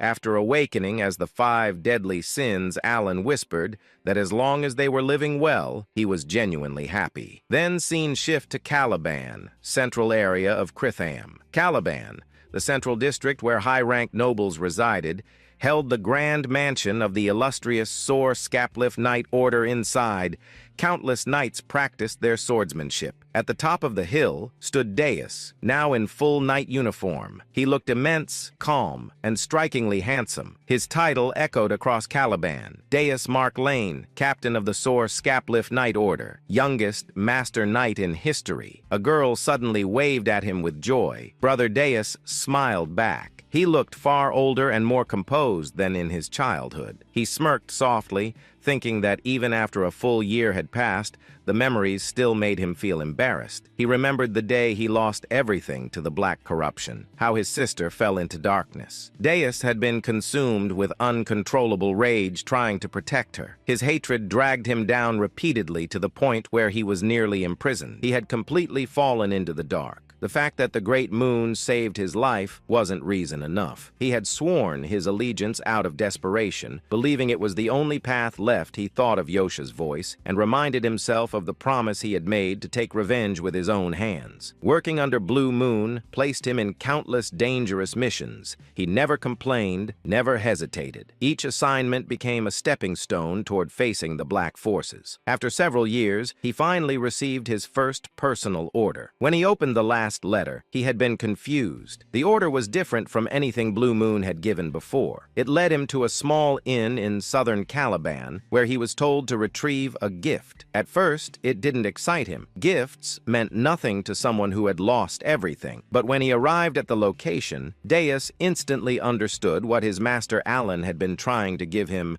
The gift was his sister, alive, safe, and waiting for him. His eyes trembled with disbelief as he read the final line of the letter. "The gift from the great moon is your family, the one you thought you lost forever." Deus broke down. Tears streamed uncontrollably as he ran forward and embraced her with shaking arms. His sister stared at him in shock, unable to believe what she was seeing. To Deus, she was more precious than his own life. The brother embraced his sister tightly. His voice trembled as he tried to speak through the tears. He said that the sister he had believed to be dead was still alive. Overwhelmed by pain and relief, he looked at her and asked what had happened after he lost her. Styla also cried while holding her brother's arm, offering a faint smile of comfort. A little later, they sat together with cups of tea. When she had calmed, she began to explain. After those people dragged her away, she had been trapped in darkness for a long time. The memories returned vividly as she spoke. She described being locked inside a pitch-black cage, waiting for the moment she would be taken out to be killed. When her turn finally came, someone terrifyingly strong appeared. That person grabbed her hand and pulled her toward the light, allowing her to escape and survive. Years later, when she was nearly sold to a slave merchant, another powerful figure protected her again. A blade cut through the attackers, saving her a second time. That person was Alan's knight, Yuan, who rescued Styla, Dana's sister. Returning to the present, Styla explained that after those events, he had received precious medicine from a sponsor. She confidently repeated his words while holding Alan's letter. She explained that the letter had been handed to him directly, and that Alan continued to send medicine and support without fail. The name written on the letter was Alan Palestonio, and the message stated that Alan had sent everything specifically for Styla, and she added that Alan had instructed him to deliver it personally. By that moment, Deuce understood that the Great Moon had been acting for her sake as well. He already knew how precious she was to him, and she cheerfully said that the great sponsor had helped her more than she could ever express. She felt deeply grateful for everything he had done. Alan had supported them through his knight Yuan because he wished to keep his true identity hidden. Dus, however, was stunned. Shock spread across his face as he whispered that the Great Moon had been protecting her under his own name. He could not understand how the Great Moon even knew about their situation. He stated that he had never spoken about his family to to anyone. Only Yosha had noticed the black lamp that once targeted him. He grew serious, gripping his own shoulders as he asked himself how the Great Moon knew everything. Everyone recognized the Great Moon as the unparalleled prodigy behind countless stories, someone who seemed aware of every hidden truth. At the same time, memories flickered inside Deuce's mind. Moments connected to Yusa. Confusion and disbelief pulled at him like threads snapping together into a single picture.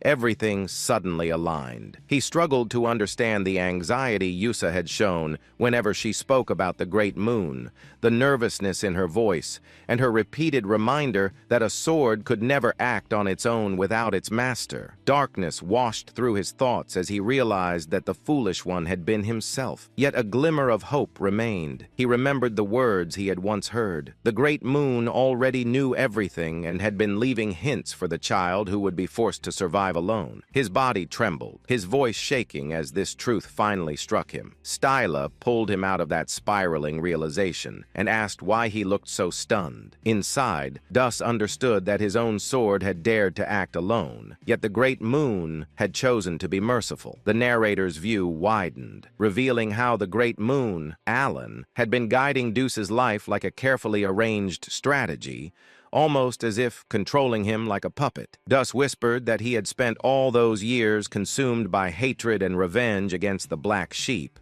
never realizing the truth behind everything. Donis looked at his sister. Her cheerful expression carried the brightness of someone who had emerged from a long, terrifying darkness. She had survived, saved the Great Moon, and protected their family. To him, that survival felt like a gift beyond measure. His thoughts twisted again as Yusa's words echoed in his mind. She had always told him that one day he would understand why she followed the man who was truly terrifying, the Great Moon. Donis realized she had never been a fanatic, nor someone who clung to blind trust. She had earned Caliban and become a knight through her own will, and yet she prayed to Alan as if he were a god. Now Vanuz finally understood why. Determination tightened his expression. He declared that his mission was to reach the pinnacle of Caliban, to stand as a master knight, and to create a personal knight order composed of the finest swordsmen devoted to the Great Moon. He also understood why Yusa always said that Alan was her god and lifesaver.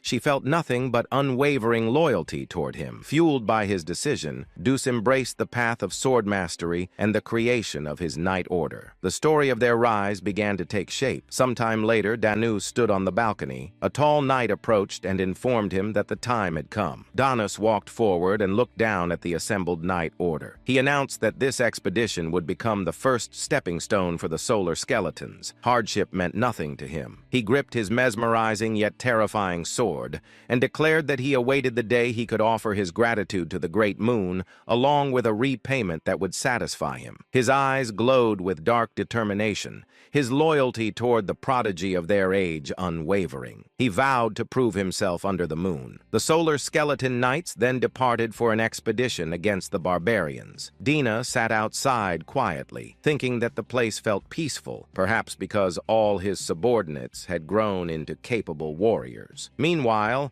Alan examined his book and muttered that everyone had flown away from him and he no longer wanted more information for now. His life felt increasingly chaotic, yet he reminded himself to focus. He joked about needing to stop writing in cursive and promised himself he would write more clearly. After returning from the labyrinth, he shifted his attention to researching the phrases he had encountered. Alan let out a quiet chuckle, satisfied that his reports were finally complete. As he leaned back, he reviewed the concepts he had been analyzing: reinforcement of magical imprint and the behavior of refraction within spells. He noted that refraction strengthened the imperfections inside a completed spell, allowing its rage to expand outward, while repulsion distorted the structure and influenced the transition of a fired projectile. The phenomenon still amazed him. With the universe law in his hands, his ability to manipulate the very rules that governed reality, he could alter magic beyond its original limits. According to his observations, blue light reinforced parallel magic, such as electrical attacks. He developed a theory that lines of diffraction allowed penetration, which created a critical effect upon impact. When he struck the golem earlier,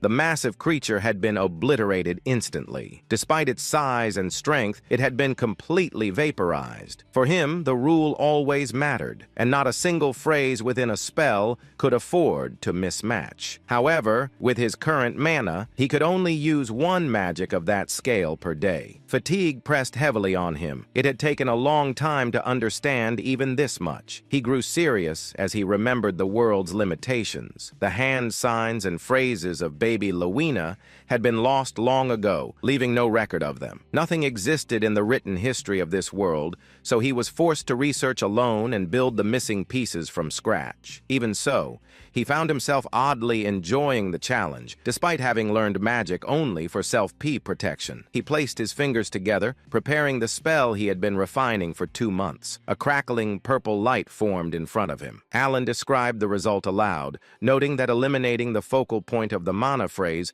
would force the imbalance required to create lightning. A small sphere of purple lightning appeared.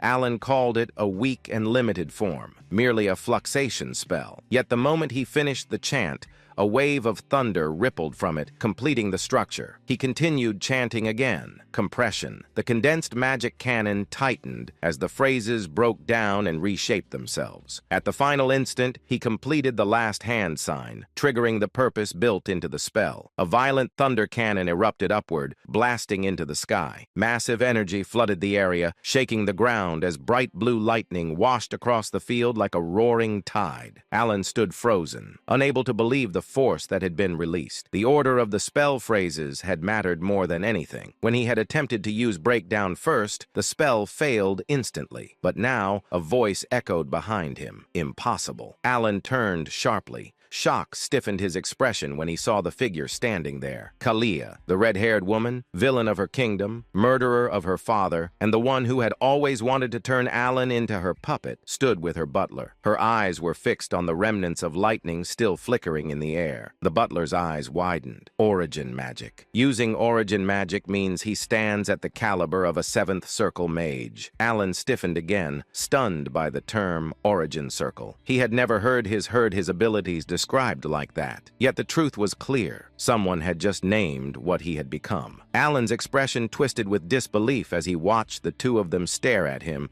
with those ridiculous, exaggerated faces. He wondered how they could look so foolish at such a moment. Their reactions reminded him of his days at the academy, and his thoughts drifted back to a memory of his professor. During his time in Clyburn, the nation of knights, he had once received advice from that professor. The man had explained that one could establish an order only after gaining recognition from the king, and Alan had originally intended to become a mage, simply to defend himself. He wanted strength only for protection, both for himself and for those he cared about. Yet his professor had never taken him seriously. Instead, the man had treated him like a pet, constantly praising him and patting his head with the flat of his sword. He would call Alan talented, claiming him as his own student, begging him not to leave the country because he considered him precious. The narrator had even shown how fondly the professor looked at him. Alan, however, had always been annoyed by those assumptions. His magic ability had not come from the professor. None of it had been inspired or created by that man. Every spell, every theory, every refinement, he had achieved them through his own research. Lady Zenonia, or rather Zenonia Kalia, who had effectively been ruling the Zenonia County by making her father a puppet for several years,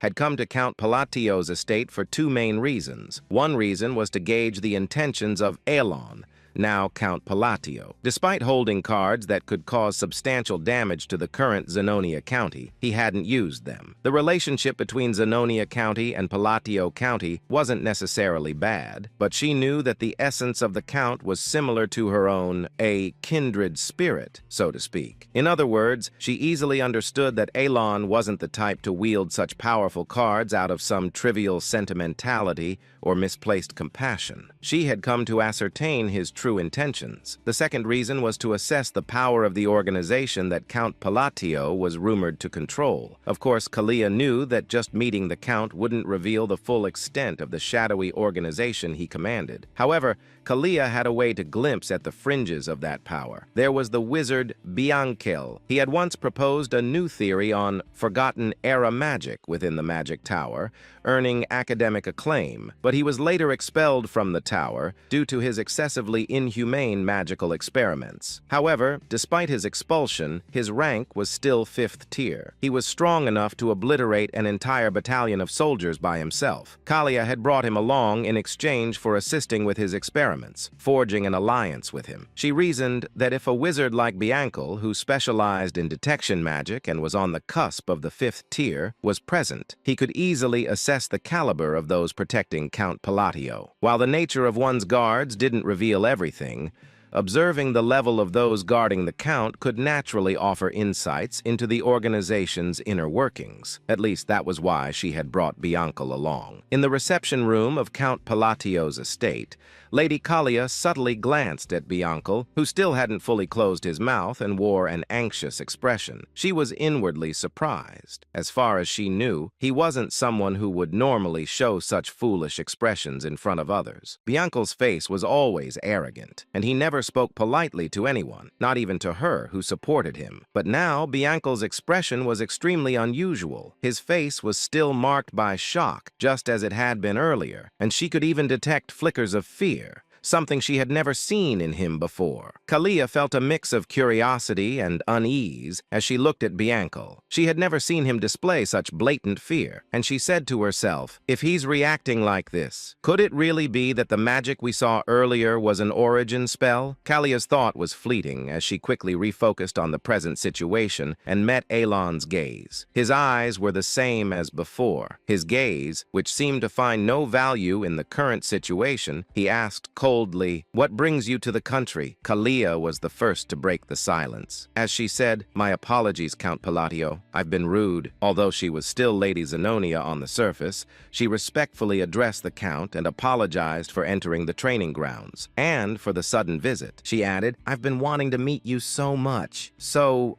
But he interrupted her words, saying, "No need to blame yourself, but let me clarify one thing. What I used wasn't origin. It seems the wizard you brought along was misunderstood." He added, "Indeed, my magic skills aren't particularly exceptional. If I had to rank them, they would be around the 2nd tier, and the mage beside you must have noticed that magic has no effect at all." Naturally, Kalia didn't believe Elon's words. Even though she wasn't well-versed in magic, she could easily tell that the magic Elon had displayed was anything but ordinary. She turned her gaze subtly back to Biankel and was even more surprised. His expression was worse than before. However, despite his sour expression, he seemed to have understood the underlying message in Alon's words. It was a warning to keep quiet about what they had witnessed here. Biankel forced out the words, saying, "It seems I was mistaken." Kalia was once again startled, hearing him speak in polite language for the first time in 5 years. He usually spoke informally. Alon sighed, saying, "Yes, you seem quite capable, so you've likely already noticed, but that magic is of no practical use. Now then, since the misunderstanding has been cleared up, what brings you to the county?" Without hesitation, Elon moved the conversation forward,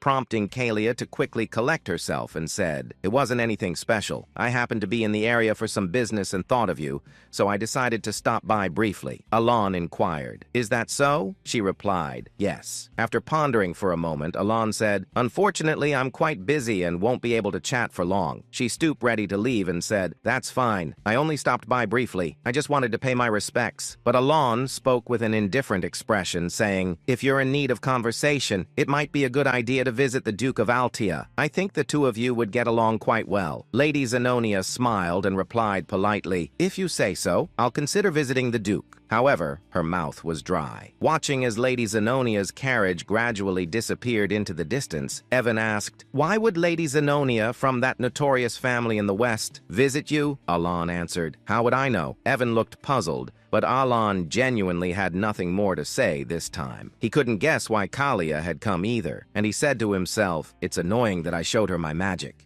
And let's just hope rumors about me using origin don't start spreading. In this world, rumors carried more power than one might think. If a rumor spread that Alon could use origin, a spell only supreme wizards in this world could cast, it might seem advantageous at first glance, but it would actually be a major headache. In this dark fantasy world, it wasn't hard to find madmen who couldn't resist picking fights with anyone strong. He thought that there was no way Lady Zenonia would actually seek out the Duke. Even so, the reason he introduced her to the Duke of Altia was more about sending a message that he had no interest in associating with her. With that thought, Alon ended his musings about Kalia. Meanwhile, inside the carriage, Kalia asked, "Was the magic Count Palatio really used origin?" Unlike his usual immediate responses, Bianca remained silent. Just as Kalia was about to speak again, Bianca finally spoke, saying, "It wasn't origin." She asked, "It wasn't origin? Then what was that earlier display?" As Kalia questioned him, clearly not understanding, Bianca trembled in fear and began to explain, saying, "Origin is the endpoint of all wizards, a canvas of sorts.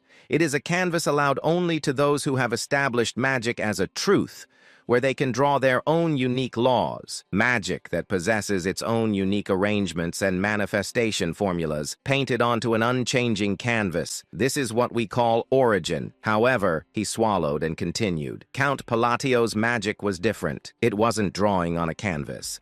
To be more precise, his magic was akin to tearing the canvas apart." Bianca explained further, saying, "In other words, he was twisting the truth that should remain unchangeable. Although I only saw it for a fleeting moment, since I was using the observation eye at your request, I saw it clearly." Bianca muttered, "Fixing lightning that shouldn't stop, twisting the laws to collapse the spell that had been manifested, and yet still managing to manifest it flawlessly. It was an unbelievable miracle, and behind it," he stopped speaking abruptly. The image of Count Palladio from earlier flashed in his mind. At the moment when he displayed that incredible magic, his eyes had revealed a talent that could only be attained upon reaching the 6th tier, even if acquired later in life. A talent that Bianca had only barely glimpsed after reaching the peak of the 5th tier due to his own latent talent. Eyes that could perceive the world itself. It was an eye, a pair of jet black and red eyes, with 2 crimson rings encircling the pupils.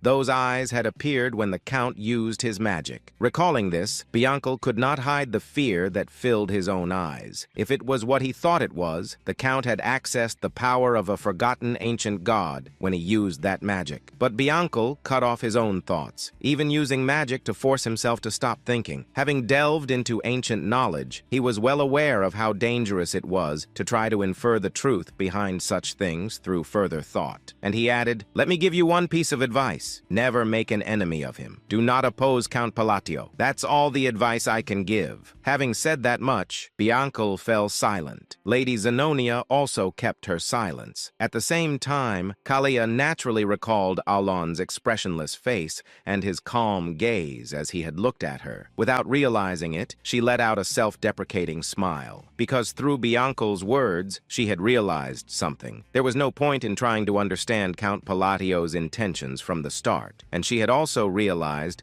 that she had already become nothing more than a pawn on his chessboard. And then, about 5 months later, 2 years had passed since the children had been sent off on their individual paths. Inside his office, Alan asked calmly, "Any new information? Preferably news about that kid?" Evan shook his head, saying, "Nothing about the children, Count, but there is something else." Alan glanced up, uninterested at first. Evan continued, giving news that struck like lightning. "Zenonia County and Altia Duchy have formed an alliance." Alan froze, inquiring, "What the hell did you just say?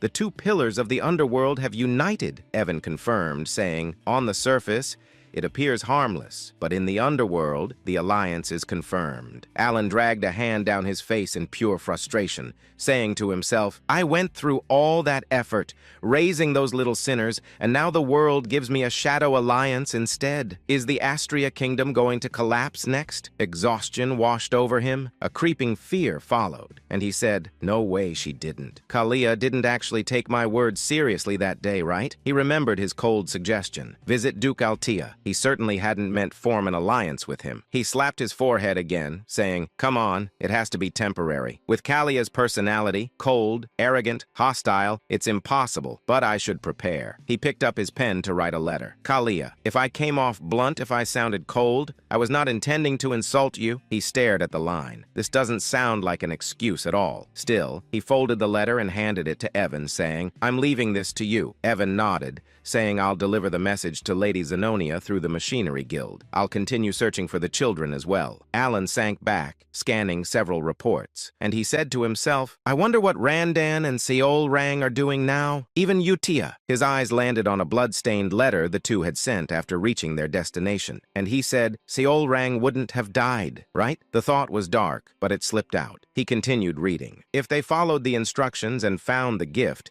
they should have gained their warrior symbol, maybe even escaped Baba Yaga by accident. Alan reviewed the note describing the ability of the gold mana beast's hand glove, the treasure he had given Siren. That girl received something valuable. She wasn't born with the sin of pride. She could have become a strong warrior instead of a fallen sinner. He sighed, saying it was right there in the item description. If I had told her about the treasure's hidden value, she could have sold it or used it for funding. With her talent, she could have made a living anywhere. His gaze drifted toward the balcony and the stretching horizon beyond. He murmured, "After all, this land is a place where anyone can seize the world through strength." Night draped the desert colony in a quiet, shimmering glow. Deep inside a hidden cave, Seol Rang stretched her arms with a tired yawn and waved her hand as she walked forward. She murmured cheerfully, "At last, the ordeal is finally over." She lifted the golden hand glove, the treasure Alan, Great Moon, had given her, saying, "Oh, Great Moon, thank you," she whispered, eyes sparkling.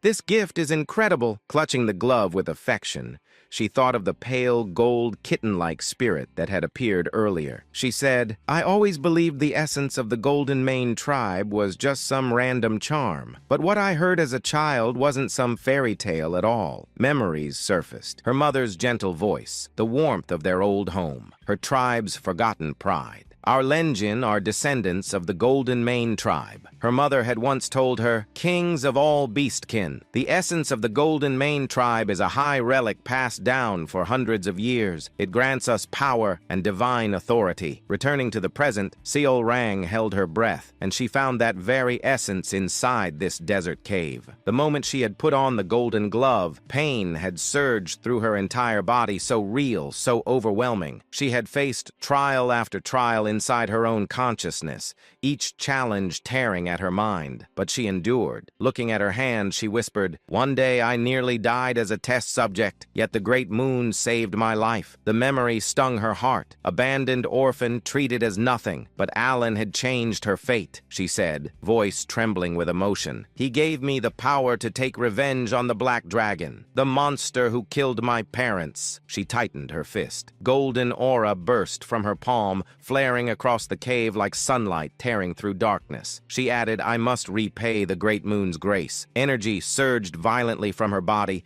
golden essence blooming outward with force strong enough to shake dust from the walls. She stared at her glowing hand, amazed, saying, "This gift was never meant to make me an ordinary gladiator. Not at all." Testing the glove's strength, she felt the awakened lineage roaring behind her blood. She said, "All I have to do is become the strongest gladiator alive, gather the scattered Golden Mane relics, and restore our tribe's glory." Golden light erupted again, brighter, fiercer, unstoppable. Raising her hand high, she declared with absolute resolve, "I will slay the Black Dragon." Meanwhile, a few moments later, she stepped out of the cave and looked up at the beautiful moon. With confidence, she said, "All of this is for my savior. Let us begin." She continued, "The golden man who commands the greatest of all beast kind, the kings among their race, shall rise again under the blue moon after 500 years. Alan, holding the documents in front of him, and a small detail brought back a vague memory. Before the thought settled, Evan said, "The Information Guild obtained news about the children. I wanted to tell you back at the training ground, but I forgot." Alan placed the documents down and inquired calmly, "All right, what is it?" Evan continued, saying, "Seoring has been performing very well in the colony. She even earned the golden flesh from the allied group." Alan tensed, asking Golden Flesh. Where did I hear that? I can't remember. Even so, he exhaled lightly and said, I'm glad she's doing fine. Evan nodded. Right. In that land, strength decides everything. Alan asked, what about Radan? I haven't heard from him since he said he was learning how to work in Raxus. He said he was sent there. Evan adjusted the sword on his waist, saying, there is information on him, but they are still verifying its integrity. Alan looked at him and said, I see. By the way, Evan, aren't you supposed to be busy? Evan froze, confusion spreading across his face like a short-circuited machine, saying, my lord, why are you looking at me like that all of a sudden? I did everything you told me. His voice trembled. Alan smiled and said, you need to prepare. It takes at least a month to reach the magic tower. Evan's eyes widened in disbelief, inquiring, what? The magic tower? I've never even heard about that. Shock hit him like thunder striking his head. Alan replied casually, easy. Oh, did I not mention it before? Evan let out a breath, saying, I'm used to it, but still a month? It should only take a week to reach the green magic tower, Alan said. We're going to the blue magic tower. Evan blinked, saying, ah, that's near Labyrinth City, so it's quite far. Then Evan straightened his posture, saying, I will start preparing immediately, my lord. Alan nodded. Sometime later, Alan collapsed onto the sofa and slumped like an old man. Exhaustion weighed on him, leaving him lazy and drained. And he said, a month in a carriage, just thinking about it makes me tired again, he muttered. But what else can I do? The item that can support my small precious mana hole is there. His gaze dropped as a faint memory surfaced. The massive city slowly appeared before his imagination, just as it had in the game. Alan continued saying, even though countless players visited the labyrinth, no one ever reached the end. I only reached the 115th floor because I used a cheat code. Those devs were insane. There were even more floors below that, and the item I need is on the 151st floor. Because of that, the job of official magic appraiser has become so popular that it guarantees a stable life. His thoughts drifting to Rinne, her calm eyes, her knowledge, her talent with stones and elixirs. She'll be taking the appraiser exam soon. Alan said with her talent and sense for magical items, she should pass easily. But when the moment quieted, reality slid back in. Alan frowned faintly, saying, maybe I gave Rinne too small a gift compared to the others. Alan leaned back and added quietly, all it does is suppress equipment items. If that gift wasn't enough, I should send her additional support. His thoughts returned to their destination. Labyrinth City, Labyrinthia, a city ruled by no one. A place of explorers, machines, and endless opportunity. Beyond the crowded streets and countless shops in the southern district stood a hidden appraisal shop known as Marita. It was discreet, but its reputation had grown among nobles and A-rank explorers because of its rare, specialized service. The scene shifted inside Merd. A man stood frozen, stunned by what he had just witnessed. An echoing voice reached him from deeper inside the shop. The voice reported, the appraisal is over, my lord. The man gasped. Only then did the truth settle. The masked girl standing before the man was Rinne. She had concealed her identity flawlessly. She held an object between her hands. She explained, this device ignites flame with mana, demonstrating it with quiet confidence. The lord nodded. Thank you as always. Let me see. The lord carefully examined the lamp in his hand. He murmured, it's a relic that can be imprinted. What is the imprinted ability? Rin answered with calm confidence, saying, a small amount of mana will keep the flame burning for at least an hour. The Lord smiled and said, its efficiency has improved drastically. Very good. He genuinely appreciated Rena's precision and intelligence. She replied, thank you as always. Silence settled inside the shop. Rana removed her mask, her expression softening for a moment until her gaze shifted to another item on the table. She picked it up gently. She said, this item can also be imprinted. In fact, this shop had become famous because of its extraordinary imprinted abilities, things seen nowhere else. Inside the shop, a mystical item rested on a pedestal. Alan's voice echoed in Rin's memory. A gift from the great moon. An item sent directly by him. Rin stepped closer. It looked like an eye-shaped device glowing faintly with blue flames, swirling behind layers of sealed energy. She smiled, excitement rising inside her. She whispered, when the great moon told me to become an oppressor, I didn't understand the reason. But the thought of Alan made the meaning clearer. His true identity, a friend of Palin from the forgotten era of the outer gods. Everything he had done was meant to eliminate the black things. When she had read Alan's letter instructing her to head to Labyrinth City and become a magic oppressor,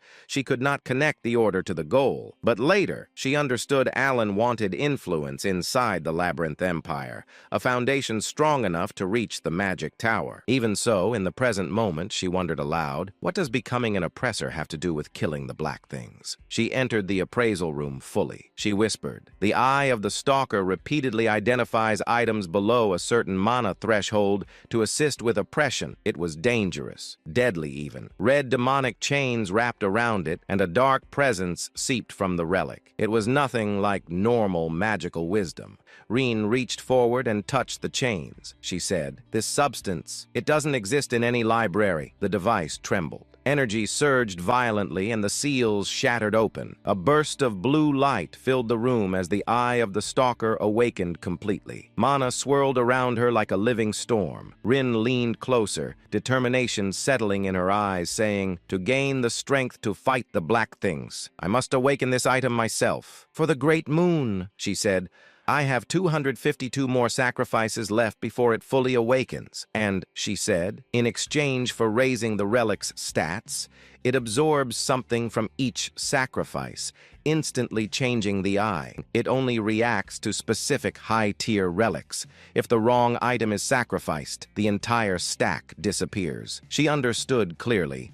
The relic demanded high-tier offerings, many of them, to ascend fully, and when it finally awakened, it would become a weapon entrusted by Alan, the Great Moon. Rin felt a determined thrill. She wanted to awaken it completely. She murmured, accurately appraising all relics and selecting the proper high-tier sacrifices for imprinting. "This is something only I can do." She lifted the divine eye-shaped relic in her hands, saying, "I was born with the Library of Eternity. Everything is for killing the Black Wolf." Her voice deepened with resolve, saying, "All is according to the will of the Great Moon." 3 weeks later, Blue Magic Tower. The master of the tower was absent. A small young girl stood in the entry hall, her expression cute, but her tone impatient, saying, "State your business and leave. The tower master isn't here." She was Fina, the wise tower master of the Blue Magic Tower, a sixth circle mage, despite her childlike appearance. She glanced up at Alan and waved her hand, saying, "I'm very busy. Say it quickly." Alan stood there, puzzled by her attitude. Her words left him silent for a moment as he looked at the tiny mage in disbelief. Alan stared at the woman, and a memory from the game surfaced. He said to himself, "I know her. I've seen her in the main story." Right now, she was still only the wise tower master because the main storyline had not begun yet. But in the game, she was remembered as a once-in-a-lifetime genius, a prodigy who reached the 8th circle at the age of 20, eventually becoming the tower master. He straightened his posture and introduced himself, saying, "I am Count Palatio. As I relayed earlier, I came to discuss the matter of the time gate." The girl froze in the middle of her scattered documents. Papers slid across the desk as she frantically searched between stacks. She muttered, shuffling everything around, all right, I need the right document for that. Where is it?" "So, what did you say? You can eliminate the time gate? Wait, where is that file? I really need to find it." Alan kept his composure and explained the time gate, saying, "It's cracking. It connects to a mysterious subspace that appears in areas where magic is frequently used. It creates a monolith that causes significant damage. Demons and disasters appear because of it." The girl activated her detection spell. Her eyes glimmered as she scanned him. She scoffed. "With such a low-level talent? What are you planning to do?" She waved her hand dismissively, saying, "Whatever, just leave." Alan froze and said to himself, "This is not how it's supposed to go." He needed her cooperation. He said, trying to remain steady, "I need an answer." But she squeezed her eyes shut in irritation, saying, "You want to eliminate the time gate and take the treasure? Of course you do. Everyone says that." She slammed her hand on the desk, her voice rising, inquiring, "Do you have any idea how many people come here every single day with the same story?" Alan felt wronged. He forced his frustration down and said, "I am speaking the truth. Guide me to the time gate, and I will prove it." And he asked himself, why won't she believe me? Why is she so? His thought cut off as he watched her glare back at him, clearly unconvinced. The Vice Tower leader clicked her tongue. She said sharply, "Listen, I get that you need something huge to change the public's opinion. People are starting to discover that the only reason you became Count was because you got lucky when your siblings died." A violent wave of mana burst from her, chaotic, oppressive, swirling through the tower like a storm. She continued, "However, "That doesn't mean you can storm in here and cause trouble for us." She had no idea who she was provoking. She didn't know she was talking to the great moon. Alan froze, stunned. He swallowed, saying, "There's a rumor like that? Well, it fits the truth, but still, she's insane." Despite her small size and frantic behavior, she clearly kept up with every piece of information from the outside world. Alan stared at her, realizing how terrifying she really was. And he said, "This Vice Tower leader, she's scary." Evan leaned toward his ear and whispered, tense and pale, saying, "Not going to lie, she scared me too. When I got annoyed earlier, she put me back in my place immediately." He lowered his voice even more, saying, "And that wasn't even her full mana. If we try anything stupid, we'll drown in it." Alan sighed and said, "I'm honestly depressed now," but then something shifted inside him. He squared his shoulders, stepped forward, and faced the Vice Tower leader directly. He declared, "If I cannot eliminate the time gate, I will surrender my entire property to the magic tower." She stared at him, still babbling, saying, "Nonsense, I see." Alan released his energy. His voice turned cold, saying, "If you want, I will swear an oath. Not a bad deal for a little of your time, don't you think?" For the first time, she gasped. Her eyes widened as she looked at Alan properly. Moments later, the two stood inside the tower's restricted zone. The Vice Tower leader said, "The time gate is in here. As promised, your entire wealth becomes mine the moment you fail." Alan stepped forward without hesitation, saying, "That won't happen. Just watch what I do inside." The Vice Tower leader looked at Alan with sharp, narrowed eyes. She said, "Perfect timing. I was wondering whether you were the true mastermind of your country, or just an incompetent man who got lucky. Now I really want to see what you came here to do, and what kind of mess you're planning to create. If you fail this task, all your wealth becomes mine." She let out a low, evil chuckle. She said to himself, after listening to him for a while, "I'm convinced he's closer to the latter." Her gaze swept over Alan from head to toe, analyzing every detail with cold precision. She said, "Unlike that inhuman atmosphere around you, you only have a small mana hole and barely above-average sensing ability. You're stuck at the very edge of the second circle." And she inquired, "What exactly are you going to do with such pathetic magic? You're completely useless." A box appeared before them containing the distorted fragment of the time gate. The truth was simple. There was barely any need to close it. In 3 months, the gate would naturally collapse after spitting out the remaining relics. The research team had already concluded this. Alan said calmly, "Not a single mage capable of closing the time gate will show up." The Vice Tower leader scoffed. "And yet, the time gate inside the blue magic tower has been causing chaos for over 2 years." She said, her tone almost dismissive. "If you can't do anything, you may simply leave the room." Alan ignored her completely. Her expression twisted in irritation. She released a disbelieving laugh, clenching her teeth, inquiring, "You're going to use your hand as the minimum state of your staff? Even ancient magical tomes classify that as a primal method, something practically treated like a fairy tale." The Vice Tower leader tried to stop him, her voice rising sharply. "For goodness sake, hey, you stupid brat, stop enchanting here. Enchantment is an ancient form of magic. You can't possibly pull this off. Just leave the room." But Alan ignored her completely, continuing his quiet chant as if she didn't exist. A strange shift rippled through the chamber. Darkness crept in from the edges, swallowing the light. The air grew so cold it stabbed at the bone. The Vice Tower leader's breath caught, inquiring, "What? What is this?" A chilling terror washed over her as the entire room dimmed.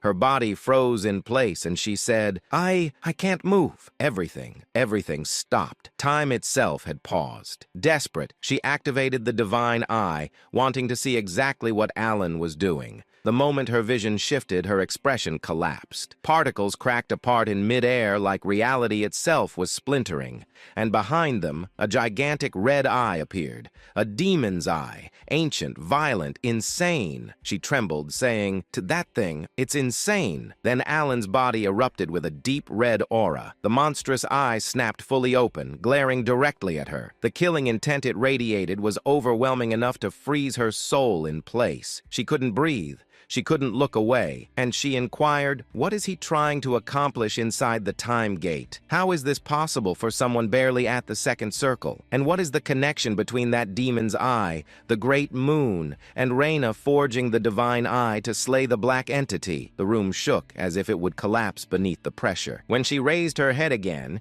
She saw that dark demon god's eye lingering behind Alan. Her ability stopped entirely. Overwhelmed by its pressure, she froze where she stood. A chilling voice echoed from behind Alan, an absolute command. "Stop your thoughts. Cut them off." The voice tower mage master went pale. Sweat covered her face as she stuttered, saying, "I understand. I understand the demand." The demon god's eyes shut at once. Time, which had seemed halted, slowly began to move again. The room sank into complete silence. At that moment, the red demon moved to close the gate of time. When Alan turned and looked back, he said, "Finally, the gate is closed." His expression remained calm, as if he hadn't done anything. The ancient demon god's presence faded, leaving the mage girl stunned. Alan let out a small breath, saying, "That was easier than I expected. All I needed were special items and the correct meth." Alan showed the relic and said, "I'll take the item Sharon crafted. I need to use it a few more times, so I used a convincing spell." Did she fall for it? But the mage girl trembled even more. She struggled to steady herself, still trapped in the fear she had felt moments ago. She whispered, I won't tell anyone." Alan frowned, asking himself, why does she look like that? Did my buff fail? He sighed and said, "I appreciate the concern, but it's not necessary." When he took a step toward her, she stumbled backward, nearly falling. Her voice shook as she added, "I'll keep silent. I won't say a word. I can keep a secret." Honestly, seriously. Alan stared at her, confused, and he asked himself, why is she suddenly acting like this? Outside, the scene shifted. Alan walked toward Evan and said, "Let's return." Before he could leave, the mage girl called out, "Wait one moment." She held out a small vial and said, "This is a mana recovery potion I made." Alan accepted it and examined the content. A potion half-crafted by the Voice Tower Lord, and it was a top-raid one at that. The Voice Tower hesitated before asking, "Do you really like it?" Alan looked surprised and said to himself, "2 bottles cost as much as several lower-ranked treasures. When I checked the price, I almost fainted." He glanced toward the Tower Master's safe and wondered, is she really this grateful that I closed the gate of time? But the mage girl trembled as she replied, "That's what the Count requested. I will absolutely remain silent. Seriously, if you want, I can even make a mana oath for certainty and loyalty." Alan blinked, asking himself, an oath for something like this? What is she even talking about? He paused, saying, "Wait, she's clearly misunderstanding something." Before he could explain, the air rumbled. Magical chains formed above them. The Tower Master raised her staff toward the sky and began chanting, taking the mana oath for the prom. She glanced at the Count's direction and proudly declared, "See, I keep my word perfect." Alan felt the tension rise in his chest, saying to himself, "I see." She showed no intention of clearing the misunderstanding, and he had no way to stop her. The Blue Magic Tower officially acquired the relic. Alan considered what he had gained. 5 bottles of potion and an oath. For him, it was more than enough. The journey had been worth it. Dean shifted to outside the tower. Alan stepped into Evan's carriage. Evan examined the treasure in Alan's hand, and he said, "Lord Alan, is that the item from the gate? It was difficult to obtain, but it looks more primitive than I expected. Does its performance match its reputation?" Alan fastened the treasure to his wrist and said, "Either way, this is something I absolutely needed." He focused on the bracelet seal of the Unholy One, and he said to himself, "I'm glad I secured it." The chain embedded in the bracelet absorbed mana from the air, and the stone embedded within it glowed faint. Alan murmured, "It's working." Its storage capacity wasn't large, but it was more than enough for him. His mana hollowed out quickly, and he slumped back with a quiet sigh, saying, "A body with less mana than a support tool." He reminded himself softly, "My goal is magical research and self-preservation, not fighting. That's enough." Evan tilted his head, unsure why Alan looked so exhausted. Alan breathed out and muttered, "By the way, what exactly did she misunderstand?" He thought of the Voice Tower Master. Her sudden politeness felt unnatural. When he left, she had even said, "I know you're exactly like a second circle wizard," which left him stunned. Alan assumed saying, "She's mocking me," but the reaction was familiar. Kalia had behaved the same way last time, completely shaken by his butler. The memory still left him uneasy. He tried to calm himself, saying, "It doesn't matter. I won't meet any of them again. That's good enough." Then scene shifted to Duke Altia. Inside the Duke's mansion, Duke Altia, she sat quietly with a cup of tea in his hand. "It has been a while," she said warmly. "I hope you enjoy your stay, young lady." Lady Zenonia narrowed her eyes slightly before giving Altia a sharp smile. "Of course, Altia. You haven't changed either. I'm simply glad to see you." Althea replied calmly. It's convenient that we don't need to discuss class or authority between us. Both of them understood the situation clearly. Lady Zenobia had come for Duke Althea's alliance. Zenobia said, Count Palatio's foresight is remarkable as always. She recalled the moment she received the Count's command to visit Althea. The Count's intentions became clear only after she followed his advice. When she arrived at Duke Althea's residence, both she and Althea realized the same thing. Neither of them could match Palatonio. Their alliance existed because he ordered it.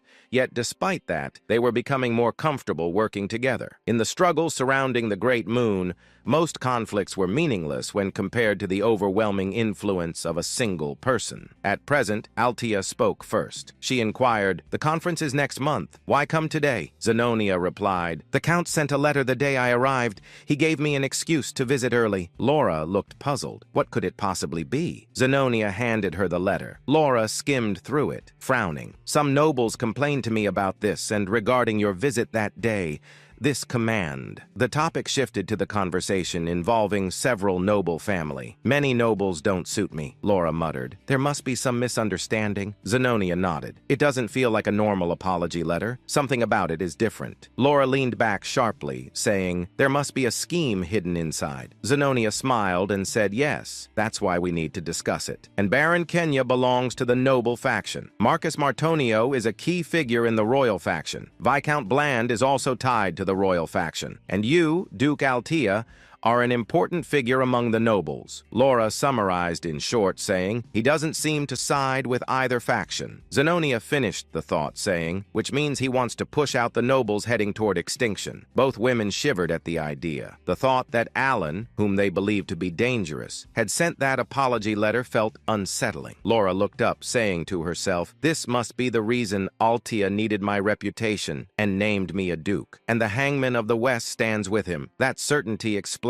everything. Zenobia nodded calmly. Then we should discuss a new plan. What plan? A plan to deal with their misunderstanding of Alan, whose letter was simply a normal apology. Yet they believed he intended to erase noble factions entirely. Zenobia found the confusion useful and began weaving new schemes. Seeing change to blue magic tower inside the tower, Fina collapsed onto the desk. The tower lord approached, saying, Tell me in detail, Fina. Why were you so nervous? She looked up, still shaken, then seen back to the Alan. He sat outside, casually eating a roasted sweet potato. Evan asked, Are you all right, Lord Alan? Alan nodded. I almost fainted, but it's still delicious. He exhaled and added, I want to go home. Utia's letter should arrive soon. The scene changed to the Holy Kingdom glowed under a beautiful sky. Utia stood in the sanctuary wearing her priest robes, elegant, radiant, breathtaking. Those who saw her wondered what fate awaited someone like her. A gift of beauty, yet capable of becoming something frightening. Sometime earlier at the Blue Magic Tower, Master Salim Micardo had just returned from a long journey when a faint sense of unease crossed his mind. He paused, frowning slightly. He could no longer feel the presence of their time gate. Concerned, he immediately sought out Fenya. When he entered her office, he found her slumped over her desk, visibly exhausted. As soon as she noticed his arrival, she forced herself upright and informed him that she had completed every task he had entrusted to her during his absence. Selim froze. This was the first time he had ever seen Fenya behave this way. Normally, the Vice Tower Master would greet him with irritation or sharp complaints, often bragging about how she had reduced yet another arrogant newcomer to tears. Seeing her so subdued unsettled him. He asked calmly whether something had happened. Instead of answering immediately, Fenya collapsed forward again, resting her forehead against the desk. Salim observed her quietly. Fenya had become Vice Tower Master at an exceptionally young age, blessed with overwhelming magical talent. Her arrogance had once been sky-high, almost unbearable, yet he had never bothered correcting her personality. As far as he was concerned, geniuses like her inevitably reached a point where they realized how insignificant their achievements truly were. Once she reached the seventh circle, humility would come naturally. That was why her current state felt so strange. Letting out an awkward laugh, Salim mentioned that his business trip to the north had taken longer than expected. He casually asked whether she had been overwhelmed with work while he was away. At that point, Fenya finally spoke. With a drained expression, she explained everything she could, carefully avoiding certain details. She revealed that the time gate had been closed and that the one responsible was Count Alan Palatio. However, she could not explain how it had been done. She stated plainly that she was bound by an oath and could say no more. Besides, she added,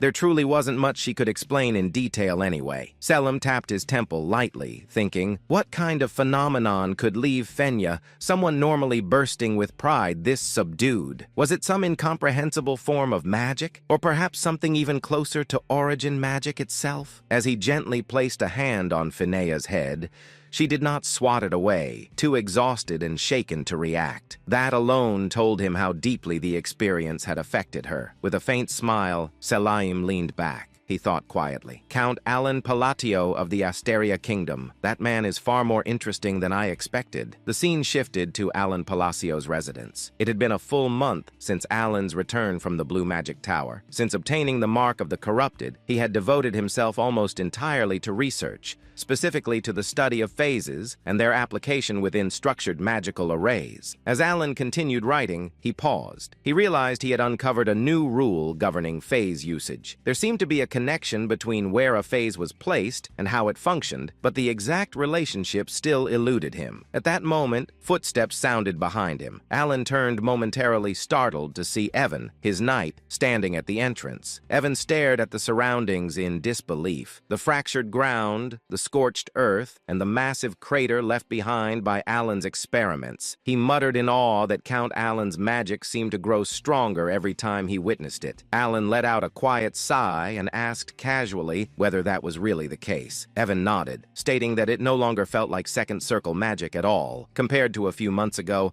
Alan's spells operated on an entirely different level. Alan glanced toward the crater in front of him and remarked that an ordinary gravity spell should never be capable of causing such destruction. Even at maximum output, a second circle gravity mage should not be able to crush something to death so thoroughly. Inwardly, Alan acknowledged the truth of that statement. He thought, I really am getting stronger, and this doesn't feel like an illusion. In the end, the only improvement he had achieved was greater stability, not increased destructive power. That made the current situation illogical. Aloud, Alan told Evan that there was no clear reason for his magic's firepower to increase suddenly. Perhaps he suggested he was simply in better physical condition these days. Evan accepted the explanation, though he remained unconvinced. Changing subject, Evan informed Alan that Utia's letter had arrived. Alan thanked him and said he would return to his room to read it at leisure. When Evan asked whether he intended to continue practicing magic, Alan replied that he had already exhausted his daily limit, 3 full uses. As Evan departed, Alan's thoughts drifted once more. If there is a reason my magic has grown stronger, could it be a reward tied to a curse? In certain Eastern rituals, a curse functioned as a sacrifice. The caster lost something, health, lifespan, or fate, but received a proportional compensation in return. Yet Alan quickly dismissed the idea. There was no one from the east anywhere near him. As he was walking and Evan was behind him, he thought, could it be receiving faith? He scoffed inwardly. He was merely the count of a small, insignificant kingdom that Underworld has ignored. That made even less sense. In the end, Alan shook his head. Some mysteries did not yield answers easily. For now, it was enough to move forward. Whatever the reason, the power had not brought him harm, and so he decided to stop overthinking it. Sometimes the only choice was to live on and see where the path led. The scene then shifted to the Holy Kingdom of Rosario within its capital city, Ryanel. Ryanel was a city of pure white stone, a sacred land where people worshipped the goddess of the moon and peace. The air itself felt solemn and tranquil, as if faith permeated every breath. Inside the Eastern Prayer Hall, Utia stood silently before a massive statue of the goddess. Moonlight filtered through the high windows, bathing her figure in a gentle glow as she prayed. Footsteps echoed softly behind her. A holy knight approached and greeted her respectfully, addressing her as sister. Utia turned to face him. Her presence was calm yet overwhelming, graceful, dignified, and strikingly beautiful. With a gentle smile, she asked whether Sir Locke Hadwell, Locke stiffened slightly. Though Utia did not wear the sash of Holy Grace and held no official rank equal to a paladin, he knew instinctively that she stood far above him. Without hesitation, he bowed deeply in respect. He reported that their recent mission had been successful. Thanks to her guidance, they had managed to save 8 children and 25 villagers from a remote settlement in the eastern region. Utia immediately dismissed the praise, stating that the credit belonged to Locke alone, as he was the one who had carried out the deeds. Locke shook his head and spoke earnestly. He said that she was the one who had taught him everything, who had guided him when he was ignorant and lost. For that, he would always be grateful. His thoughts drifted back to the past. For nearly 20 years, Locke had lived in despair, unable to sense divine power. And no matter how fervently he prayed, he had stood on the verge of giving up entirely when someone had approached him and asked whether there was something he desired with all his heart. That person had been Utia. With her calm expression and crimson eyes, she had told him to place his faith in the moon. Confused and desperate, Locke had asked what the moon truly was. Utia had only replied that he would understand once he tried. Clinging to that faint hope, he had prayed to the moon for several days, just as she instructed. Then, impossibly, a miracle occurred. He awakened to divine power, finally able to wield it as others did. The joy had been overwhelming, yet along with that joy came doubt. He feared he had committed heresy by placing his faith in the moon rather than directly in goddess Chironia. However, the divine artifacts bestowed in the goddess's name still responded to him, glowing brilliantly in his hands. That alone proved his power was genuine. One day, he had asked Utia why she had guided him toward the moon instead of the goddess herself. Utia had smiled softly and explained that faith was an invisible belief, one that often took a long time to manifest. She said it was far easier to draw strength from something that undeniably existed. She told him that the moon would always be there watching over him. Standing by a large window, Utia had rested her hand against the moonlight glass. At that moment, Locke had finally understood. The goddess and the moon were one and the same. For humans burdened with doubt, belief required something they could see. Moved by that realization, Locke bowed deeply before her, offering his thanks from the bottom of his heart. In the present, Utia gently spoke, saying that if Locke truly wished to express his gratitude, then they should pray together. She stood before the largest statue of the goddess, her posture perfectly composed, bathed in moonlight. Her calm smile and dignified presence made her resemble a goddess herself. Locke answered without hesitation, stating that he would be willing to pray alongside her as many times as necessary. Utia then informed him that he had arrived at the perfect time. The prayer was about to begin, and many believers had already gathered inside. As the massive doors of the prayer hall were opened, a vast crowd came into view. Countless worshippers filled the hall, their heads bowed in reverence as a solemn atmosphere settled over the space. Utia walked forward toward the elevated stage, while Locke took his place before it among the faithful. Stepping onto the stage, she activated a ceremonial instrument. Raising her hand toward the gathered crowd, she addressed them with a serene voice. She announced that the prayer to the great moon would now begin. At that moment, she stood not merely as an individual, but as Utia, a sister of the Holy Kingdom of Rosario, guiding the faith of all who stood before.